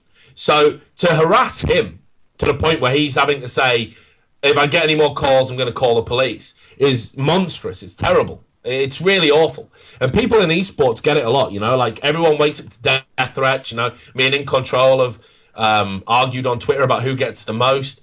And it shouldn't be like that. But when but at least there's a degree of separation. I can look at an email and delete it and not think about it. When people are calling your home number, that's ridiculous. And then for a company like Volvo, if there's one company that isn't going to invest in esports soon, Volvo. They're gone. You did it. Yeah. Well done, Dota 2 community. They are thinking, who the fuck are these weirdos? And I'm not saying they had anything lined up, but I mean, is there anyone else that you're going to do? And then on top of that, to downvote your own game, the game you love so much, you're angry that there's not a new game mode added for Halloween. You downvoted on Metacritic to make it look shit. It was down, last time I checked, to 3.9, when on the critic side it has like an 8 point something. Incredible. You're putting people off playing the game, which is going to make the community shrink. It's going to make there be less interest, less money, less investment. You are playing an active part in destroying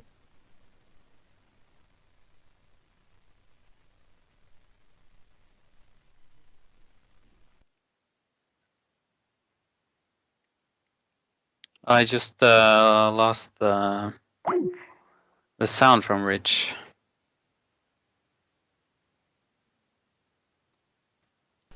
Excuse us for a second, everyone. Rich seems to have been DDoSed by the Esports Illuminati, so we're just waiting and hopefully he'll be back soon.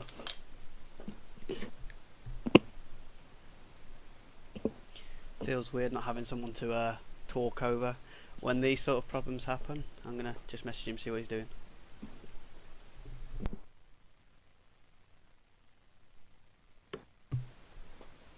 Well, it looks like we'll go on a little mini break and hopefully Rich will be back soon.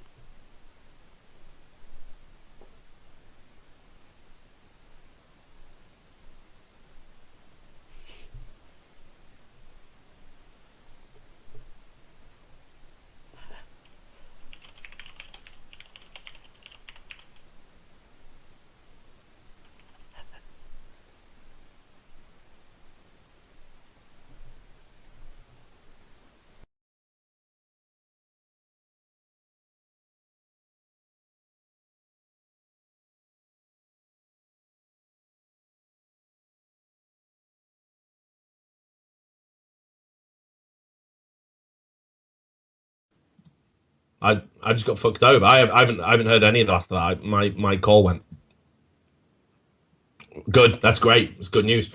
So Magnus, I feel like I've talked too much. So I'd really like you to get to the end of the point you would like to make. Well, yeah. This I'd say this is kind of a paradoxical call-in because. Because first it's about the embarrassment of the Dota 2 community and this whole dire tide thing that's been going on, and it just really reflects poorly on the community. And I think it's by large, I think it's a great community, and I feel like there are a lot of great people and content creators and great casters and tournaments and everything. But something like this comes along and just you have people just jumping on the bandwagon and creating a shitstorm. And it's just sad, I think, for a growing esport and a growing game. I think for me, Magnus, the worst thing about it is Dota 2 is one of the few esports communities that has got something positive going for it, and the people in that community act like fucking bitches all the time. Like, all the time. I have never seen so much sand get blown into so many vaginas, like, outside of a fucking gangbang on the beach. It is ridiculous. They just get upset over anything. Like, LoL has higher numbers. Just fucking cope with it, man. It's a game. Like, you're a free-to-play game. Like, oh, but we're a more complex MOBA. Like, fuck off. No one cares. Just play your game. Stop it. League of Legends people don't fucking attack Dota 2. Like, you never see an anti-fucking Dota thread in the League of Legends subreddit. It's just pathetic. Like, just fucking... Come on, man. Like, just play your game. You've got Valve behind it, one of the best companies in the gaming business. Stop acting like assholes, and it's going to go places. That's all there is to it. It's free to play. It's a little incentive to have Steam downloaded on your PC. Everyone's going to play it. You guys are going to win the long game. You're going to win. So just stop fucking harassing and bullying people that are trying to make a contribution because everything isn't fucking perfect all the time. It's ridiculous. So yeah, I'm glad that you fucking share my views, Magnus. And with a strong name like Magnus, I would expect you to. I love it. It's one of my favorite Scandinavian names. Magnus and Tor. Let me just a quick anecdote. One of the reasons I got into Dota 2 was because there's a hero named Magnus. So when I saw, I think I saw it on Steam on the Dota 2 page, new hero Magnus. So I just had to install it when I had got my beta invite. No, there you go. But I'm not quite finished. I actually have a little bone to pick with you. With me? What have I done? You're not one of those guys who message me, are you? No, I've actually never. I thought it's going to turn sinister, like one of them horror movies, like where you talk to the guy and it's all civil, and then it's like, I got your address and now I'm gonna kill you, and then it just ends. So okay, cool. Pick a bone, brother. Yeah, I mean, I feel like you're a guy. I feel kind of the same way with you as with someone like, for instance, Too Good, who you both are very enthusiastic about esports, and you wish for the growth of the entire industry. But on your part, I feel like you and Cadred, there is very little Dota 2 there. And maybe it's a bad time to talk about that now with the whole Dire Tide debacle. But I still feel like there's something lacking there. I mean, like right now, Too Good, who I mentioned, is on the Asus ROG Dream League, and that's just one of many new leagues popping up for Dota 2, and they're innovating in production value, and there's just so much going on, and I feel like you're missing out, both you and Cadred. Like earlier, you were talking about the silly season of League of Legends, and the whole silly season that went on in Dota 2 after the mighty Chinese fell. They didn't even reach top 3 of the international 3, and what's been going on over there. Here's the thing, though. Like, I would love, right, first of all, it's not realistic to be fucking Johnny Jack of all trades, right? Like, I cannot spread myself that thin. I'm already spread pretty fucking thin as it is. Like, trying to know about StarCraft and League and Counter-Strike and blah, blah, blah, and then whatever other fucking bullshit game comes out this week. I'm currently trying to learn Hearthstone in case that fucking becomes an esport. And, I'm writing a guide at the moment of how to play Paladin, and I feel like a fucking douche. But I have to do it for my job. But here's the thing. If the Dota 2 community, appealed to me, it doesn't. It repulses me. It repulses me in the same way the 1.6 community repulses me. And here's why. They've had it their own way for far too fucking long. They don't like anyone who challenges it. They only want the same fucking circle jerking retards. And they only want people that are going to perpetuate the myth that everything's a bed of fucking roses. And this is why I was never liked in 1.6. Oh, he covered CSS. And it was very much publicly known that at one point, I turned down a 1.6 job to stick with Source because I felt the smaller game needs the better people. Now, the Dota 2 community, man, I went on live on 3 and I said some dumb shit, but fuck it, maybe it was dumb. I just said I just don't think everyone should be jerking off a free-to-play model where it's all purely cosmetic, because at the end of the day, people are getting duped into buying cosmetic items because they're not entitled. I mean, there was an article about it. I can't remember what website it was on. It was called Chasing the Whale. If you Google it, you'll find it. And I just think when you're charging, I don't know, fucking £16 or whatever for some fucking cosmetic skin, I don't think that's anything, oh, you don't have to buy it. Yeah, because gamers have got so much fucking perspective and know what they're doing. And there's not even anything regulated. You don't even know how old someone is or where the money's coming from. Terrible stories about people just fucking spending their kids' tuition money on TF2 hats. Those tragedies are going to come to esports, believe me.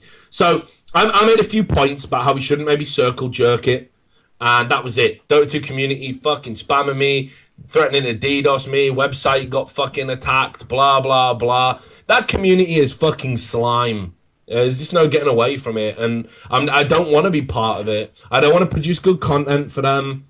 I know, like, what everyone's supposed to do in esports is be water, my friend. Be flexible and go where the money is, like everyone does. Like, I can't do that. I can't be a guy who's not going to have some form of fucking principle. Like, I don't want to get involved with that community. But that said, my website will. If we find good people, we'll put the content up. I'm not prejudiced to that degree, but I won't do it. I won't do it. Same reason I don't do Counter-Strike anymore. Community is fucking shit, and I won't support the community with good work. I won't do it. And I you know, maybe you're right. Maybe that makes me a whining bitch, or a self-entitled bitch, and maybe I'm missing a trick. But fuck it. I'd rather miss those tricks and get called that shit than actually see those people smile because of something I did, because they don't deserve it. So I made you go to sleep, Magnus. I'm sorry. I just No. Anyway. Well, look, I dude. can respect that. I mean, I still think there's... Here's the thing. I talk to a lot of cool dudes in the Dota 2 community. Like, I got friends who love the fucking game to death. You know, and that's great, right? And you seem a cool dude. Like I say, Magnus, one of my favorite names, no doubt about it. But, you know, ultimately, I can't support. I mean, like, if I wasn't repulsed by the community before, I am now. If you're going to treat a guy like Cyborg Matt, who's done so much for it, like... Yeah. I mean, what next? Like, fucking, like, to quote Clerks, you're going to anally rape his mother while you pour sugar into his gas tank? Like, what are you going to do next, Dota 2? He's not even part of the problem. Volvo aren't part of the problem. You know, it's honestly, it's like, nah, I got no desire. And here's the thing, like, I imagine there's loads of people out there that are now thinking twice about hitching their wagon to the money-making Dota 2 scheme, because, like, who the fuck would want it? Like, I couldn't sleep at night. Like, it would just be like, you know, you're one mistake away from some real heinous shit. Like, if anyone's gonna fucking shoot up a LAN or go fucking that extra yard in esports, which hasn't happened yet, it'll probably just be someone from the Dota 2 community, so fuck them. I'm not interested. Like, you need a sense of perspective. While I believe this can be a sport, while I believe we should take this seriously, we also got to remember it's fucking esports, man. If we're gonna grow this, we got to act like humans, like real people. We can't just act like, you know, lunatics because we log in and play a game for 8 hours a day. We got to act like fucking sensible people. And the Dota 2 community are worse. I never thought I'd say it was worse than the 1.6 community. I didn't think any community could be worse than 1.6. But Dota 2 right now, it took the fucking biscuit with the Diatide fiasco. Anyway, Magnus, I'm going to let you go. Great call. Thanks a lot for bringing it up. I can look forward to numerous death threats now, thanks to you. So have a lovely... You're welcome. No worries. All the best to you, brother. Cheers. So there you go. That's my Scandinavian friend Magnus calling in to talk about the Diatide fiasco. It looked like it was news to some of you guys. I can't believe you missed it, because it is fucking unreal. I just never seen anything like it. I've been in esports a long time, just in case I haven't said that tonight 50 times. Yeah, just incredible. Incredible. Anyway, so if you want to join in, we got... I think we got time for maybe one or two more calls. So we'll see how that goes. But add Trash Talk TV to your Skype. Gareth, have we got anyone lurking? Didn't we have a celebrity caller? Well, yeah, you could call him a celebrity. Ace Beck, and he wanted to give his 2 cents on the previous DDoSing discussion that went on earlier. Let's get him on, because as everyone who watches Trash Talk knows, we have a rule that we don't allow celebrity callers. We want it to be about the regular Joe. But I don't think Ace Beck counts. Seriously, Rich, how the hell am I supposed to be a celebrity caller? What the fuck's up with that? Seriously. I know, man. You're just a down to earth motherfucker. So this is A-Spec. Just in case any of you don't know who he is, I'm guessing most people do. But A-Spec has done a lot of shoutcasting down the years across a lot of games. I've had the joy to co-cast with him.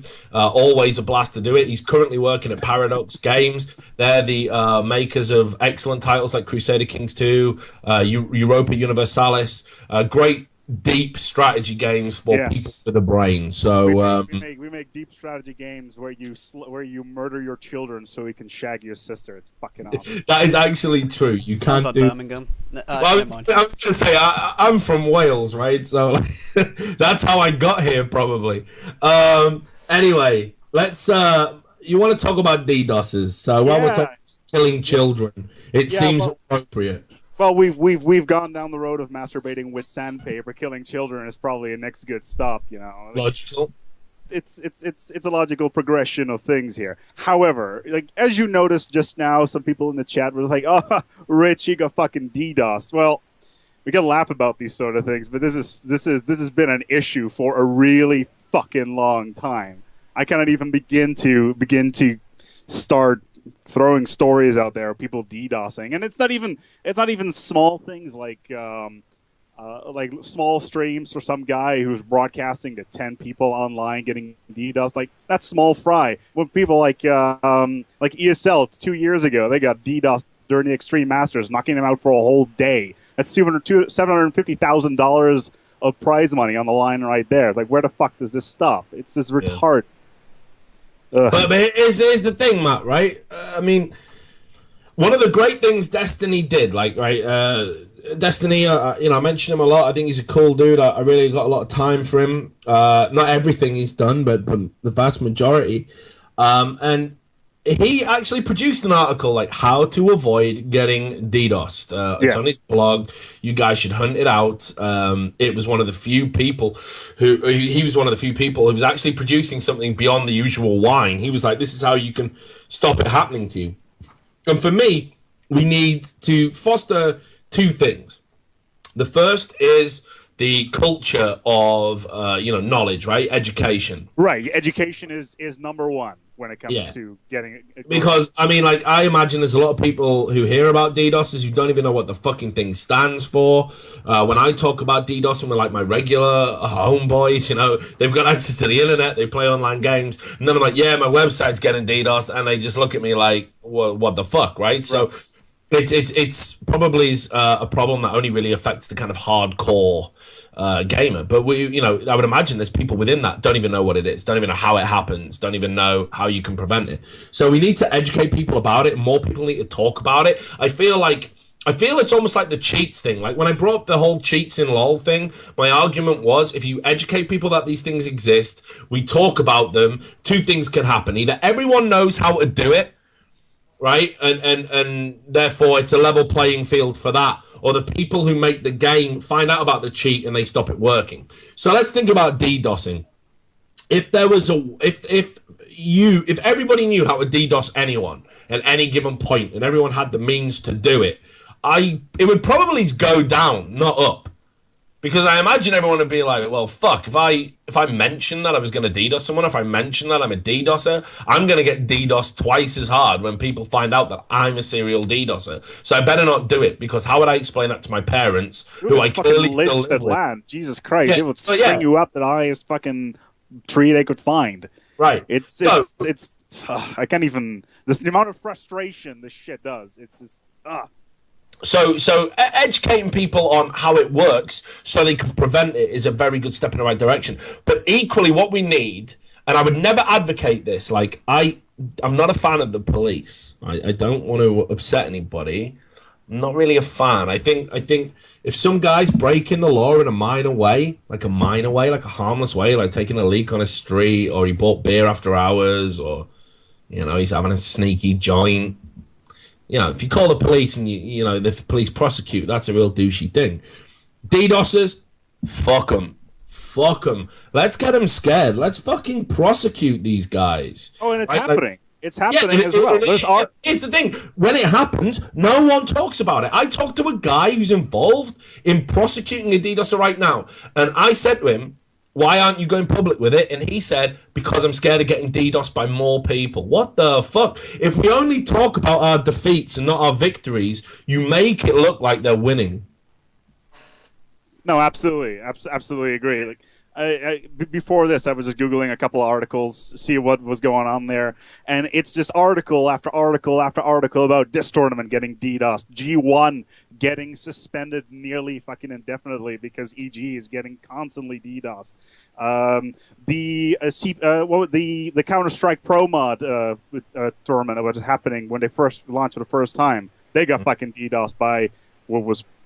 Some people insinuate it was 1.6 guys, but we're not really pointing any fingers here. But it's just disgusting, and we just don't see anything out there that people are getting prosecuted. I found one article was on Destructoid about this kid in Manchester who got himself handed a Computer Misuse Act dealing, and that was it. Seriously, what's up with that? Well, here's the other thing as well. A big part of it is fucking Skype, right?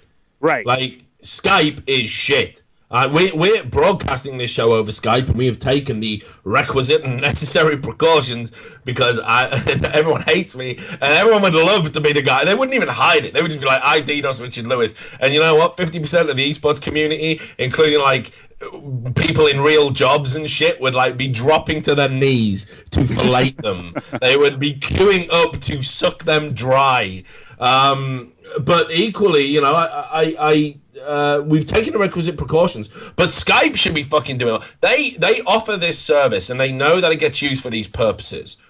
So there should be more protections inherent within the software anyway, right? I mean, I think we can agree with that. But I think the main thrust we need to be getting towards is, we've moved into an age now where things like IP is sensitive information.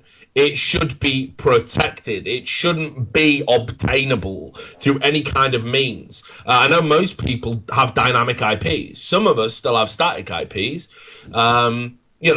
Like, we need to fucking get with the times, man. That should be protected information. Like, I'd rather someone had my date of birth and laughed at how old I was than had my IP and from it could DDoS me and fuck up my job and potentially even trace my address and come around here and butcher me while I sleep. Like, there's got to be something we need to start doing more to protect this information getting out. Absolutely. But I mean, okay, well, talk about your own experiences, Matt, because I'm guessing you've been on the receiving end more than once. Oh, yeah, definitely. No, it's back in the day. Jesus Christ, I'm sounding like I'm a fucking 50-year-old. Back when we were still doing audio streams, they were DDoSing the servers. We were at COD-LANs we were forced to play online because the games didn't have any LAN service, so we were forced to play online servers. They got DDoSed. Online qualifiers for World Championships, they got fucking DDoSed because for some bizarre reason, people host booting, they think it's a cool thing to do. It's just... And every single time I think by myself, Jesus Christ, just get yourself a VPN or use Mumble or use something that's useful, and you can't get your ass DDoSed. That'd be fucking great if you could do that. Thank you so much. What about though as well? I mean, like the hardest part, and like I said, I mentioned earlier, I've been talking to the Belgian cybercrimes division. I mean, Hercule Poirot with a fucking mouse, right? Like the Belgian cybercrimes division. It's as terrifying as it sounds. But I've been dealing with that, and they aren't taking it super seriously, but we've got them to a point now by demonstrating how much income it can cost us that they're taking it seriously. They're like, well, actually, this is a pretty big deal. Like, this is a lot of money. It's why I'm actually wondering why tournaments are not investing any money regarding on-site DDoS, protection, because you cannot just wrap a condom around the entire venue and make sure that no packets come in. Like, Jesus Christ, just get some protection at LANs. Like, you can pay if you can pay your casters, you can get some fucking DDoS protection. Yeah, I mean, and this is the thing. It's like, I think one of the problems is making the fucking authorities that are going to be dealing with the prosecutions actually treat this seriously. Because I would imagine if it was like, hey, is this the cybercrimes division? Yeah, okay, well, I know you're investigating a bunch of Russians right now, but here's the thing. I was playing a game in a League of Legends semi-final, and I got DDoSed, and it meant my team lost, and we've lost the chance to win, $1,500. So can we get your best man on this, please? Hey, we're joking about this thing. Hello? It's a fucking serious deal. Hello? Jesus. But that's the thing. It is. It is a serious deal. But resources are like so fucking stretched, right? Like, they're not going to take it like a serious deal. So I think education is like, again, it's not just for like the people to prevent it, but education has got to come from the authorities as well. Like, to use an analogy, Thorin style. I mean, imagine if you were like, I don't know, fucking, impinging on an athlete's ability to run to get paid, or a footballer's ability to shoot. Like, what I do is I wait until they're about to go on the pitch, and I jump out and I steal their boots, and they got to play barefoot for 10 minutes. Like you would be like, fuck this guy, he's fucking shit up. Like, this is a multi-million-pound industry. We can't have people doing this.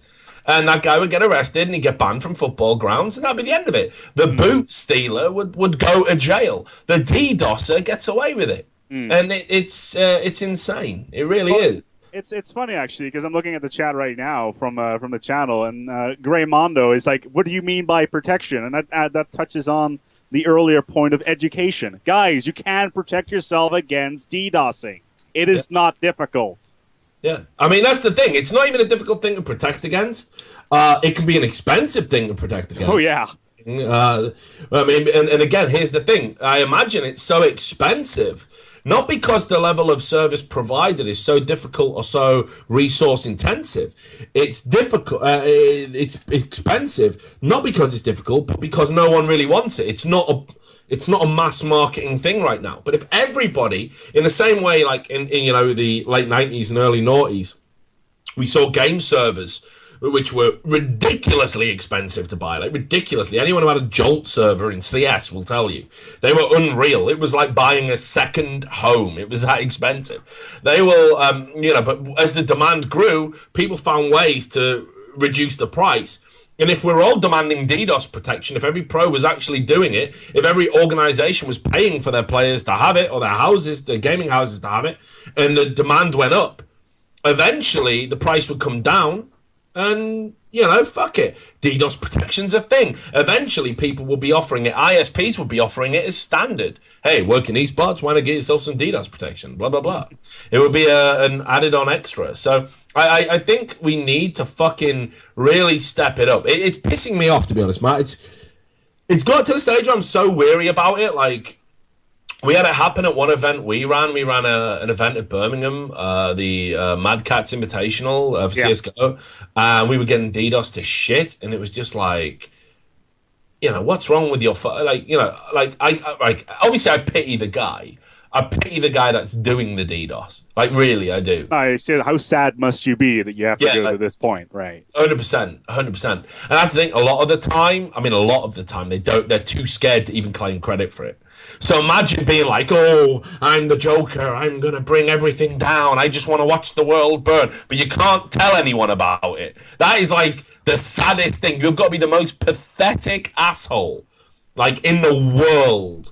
It's like being it was like being a vandal and spray painting a bus stop, and then you could put your tag on the end so everyone knows it's you, but you're not gonna. Fuck it. I'm backing out at that point. I'm gonna commit the crime but take none of the credit for the crime, not even under an alias. Well, that is fucking feeble. It is sad. So these guys are, bedroom dwelling virgins, like, across the board. I've seen photos of them. Like, I saw photos of the guy who DDoSed me. Oh my god, this guy. If you saw the pictures of this guy. Did he look anything like Diablo, or what were we talking about? No. Right. If Harry Potter and Where's Wally had a kid, right, and then starved the kid, and then gave the kid a load of shit tattoos, and then I'd have probably had sex with the kid. That's what this kid would look like. Sounds like something would happen in CK2. So, child abuse is wrong. I do want to stress that at this juncture. I'm not treating that lightly. E.g. watching and Team Liquid watching. Esports Illuminati. Retweets occurring. But anyway, so look, I don't know. What do you think we can do about it? I mean, like, where do you think the industry's heading? It's starting to actually affect people's earnings. So surely now we're going to get off our asses and do something about it, right? No, definitely. Like you said, education is number one.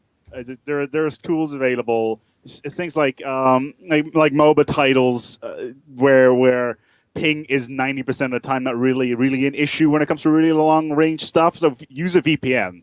Seriously, just look out there. How much does a VPN cost a month? Like $10, something like that. You know, that's maybe it, or something along those lines. That's pretty much what you can do. And Jesus Christ, don't stream that you're using Skype at the same time as you're playing. That'd be a good idea. Let's start with those things. Yeah, I honestly don't know how we got away with it, because I see. I mean, this again, it's a real tribute to Gareth. That we've never been DDoSed. I mean, like I've seen fucking. Don't fucking taunt him, Rich. Don't do it. He's definitely you're jinxing it. Yeah, definitely. See ya. Bring it on. Honestly, fucking bring it on. Bring it on. It's my internet, not yours. That's what's going down. That's why you bring it on, right? Fuck Gareth. But anyway, no, I mean, like. These dudes, man, like I seen Live on 3 get fucking DDoSed. I seen all these shows get DDoSed, and I just think, like, you know, fuck it, like we're established people right now. There's got to be ways that you can get around it. This thing cannot cripple the industry like it is right now. People have got to fucking step up and show these guys that we can challenge them. Matt, just before I go, because we're getting to the point where we need to end the show. Yeah. Do you have any final thoughts on it? Because I feel like I've done most of the talking. I've been in that. I think you filled in the gaps as well. Probably two more things. Let's see here. I had some notes. You're playing Hearthstone. Good luck with that. And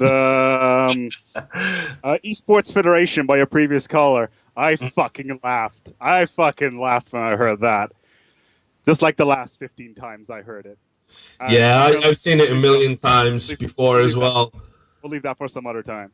Yeah, well, we need one, but it's fuck it. We need a lot of things before we even have that discussion. Anyway, Matt, look, man, thanks for calling in. It's great to get a professional's thoughts on the DDoS issue. And as he says, protect yourselves. Protect yourselves. Indeed. It's like we're bring a GP's kit on CS. Always wear a fucking condom. Always have one with you, little shits. Yeah, I was literally gonna say, it's like if you have sex with that girl that, you know, she's a little bit counsel, you double bag. You don't just wear one, you wear two Johnnies. You know, you've got to play it safe. And when it comes to DDoS, and that's how you got to do it. But anyway, Matt, thanks for calling. I'm Rich. No worries. I'll catch you on the road, no doubt. See you with DreamHack. Yeah, see you, DreamHack. Ta-ta. Peace. So there we go. There's the last caller, a kind of celebrity. And, you know, the DDoS and thing's getting fucking stupid now, innit? We're all educated, enlightened human beings. We can stop this happening. We can take the power back. To quote Rage Against the Machine. It's entirely up to you. Anyway, I won't say add Trash Talk TV to Skype, even though we've moved to that screen, because it's the end of the show. I think we'll make that the last call. But it's an emotional one. It's a very emotional one. And I'm gonna this is my bottle of Wild Turkey that I keep next to my computer because everyone's an asshole and I need to get drunk a lot to deal with it. But here's why it's emotional. Our producer, Gareth, will be leaving us. This is the end of an era. And I'm not going to say to who, because I'm probably breaching a confidence. Would I be breaching a confidence, Gareth? Maybe, because nothing's confirmed yet, so. Wait, look, he sounds so like, Rich, why are you doing this to me already? Like, Rich. I'm hiding. Yeah, but, screw you, Rich. Yeah. Well, I'm going to do it anyway. Here's the thing. It may or may not be the end of Trash Talk. And I don't want it to be the end of Trash Talk. But equally, I've enjoyed working with this guy for like a long time. We've done a lot of stuff together, but he's going to be moving on to greener pastures, or maybe not so green. I don't know. And it was weird. I found out just before we come on air. I tried to make it not awkward and not mention it. So never mind. Slip-ups happen. Yeah, these things. But here's the thing. Gareth does sterling work in esports. He's a really good guy to work with. He's a super friendly dude, great producer. And we had this like rhythm. It's like Jesse and Walt in season 3 of Breaking Bad, right? Are you Walt? I guess I'd have to be. I'm the dying old bald man. You're the young virile guy with a conscience. But anyway, basically, Gareth's going to be doing something that's going to be awesome, and I'm real fucking happy for him because he definitely deserves to earn some fat fucking stacks, to use some more Breaking Bad terminology. And I hope that you're a bitch. So Trash Talk will be back. We're gonna have to get another producer that I can kind of work with to the same level of Gareth. So maybe that means a break, 10 episodes in. Maybe that means some guy fucking plugs the gap tomorrow, which I doubt. But we got a week to work on it, and we'll see how it happens. But if you've enjoyed these shows and you've enjoyed the way they've been produced, what I would say is, like, if you're on a Twitch TV chat now, or you've got access to Twitter, just tweet a big thank you to Gareth. He's done a lot of fucking real good work on the show. I'm not an easy guy to work with, and he's put up with all of that shit. So here's to Gareth. We're gonna raise a glass. Think about all the great moments. I wish we'd. It's been a pleasure, it has. For sure. If I'd known there was gonna be this moment, I would have done a great montage of the great moments of the last 10 shows. The blobfish, yeah, the classic, and things like that. But anyway, yeah, you should follow Gareth. He's called. What's your Twitter, dude? SG_Gaz. I guess I'll put it in the chat as well. That's fucking shit. That's a really shit Twitter name. Well, it's Streamgasm, it's Gaz, so. Oh, stream. That's what the SG stands for, right? I see. Good. Yeah, you should change that. If it was just Streamgasm Gaz, like everyone would. Anyway, it's a bit long that way. Long, but brand recognition. I don't know. Maybe this is why I am like, well, I know about the marketing for the Blue. We need to expand new territory, Gareth. Yeah. But anyway, if you've enjoyed the show, Gareth will be producing other shows like this one. You should definitely follow them. Whether or not I'll be on them is highly doubtable. But he's a great worker and deserves your attention. So let's have a moment. Let's take some pause for reflection. Moment of silence. I'm going to drink this whiskey. Right. Sunk it like a boss. There you go. It's the last Trash Talk for a while, maybe. Who knows? But it's been fun. I want to thank all of the callers. I want to thank all of the viewers. I want to thank all of the esports celebrities that make me feel important, even though when I look down in that bottom right-hand corner, I see numbers like 137 next to that little red Cluedo piece, and it just makes me fucking sad inside that I don't have the same presence as someone like Travis. Oh, God. No, I'm just kidding. It's been fucking great. Hopefully we'll be back soon.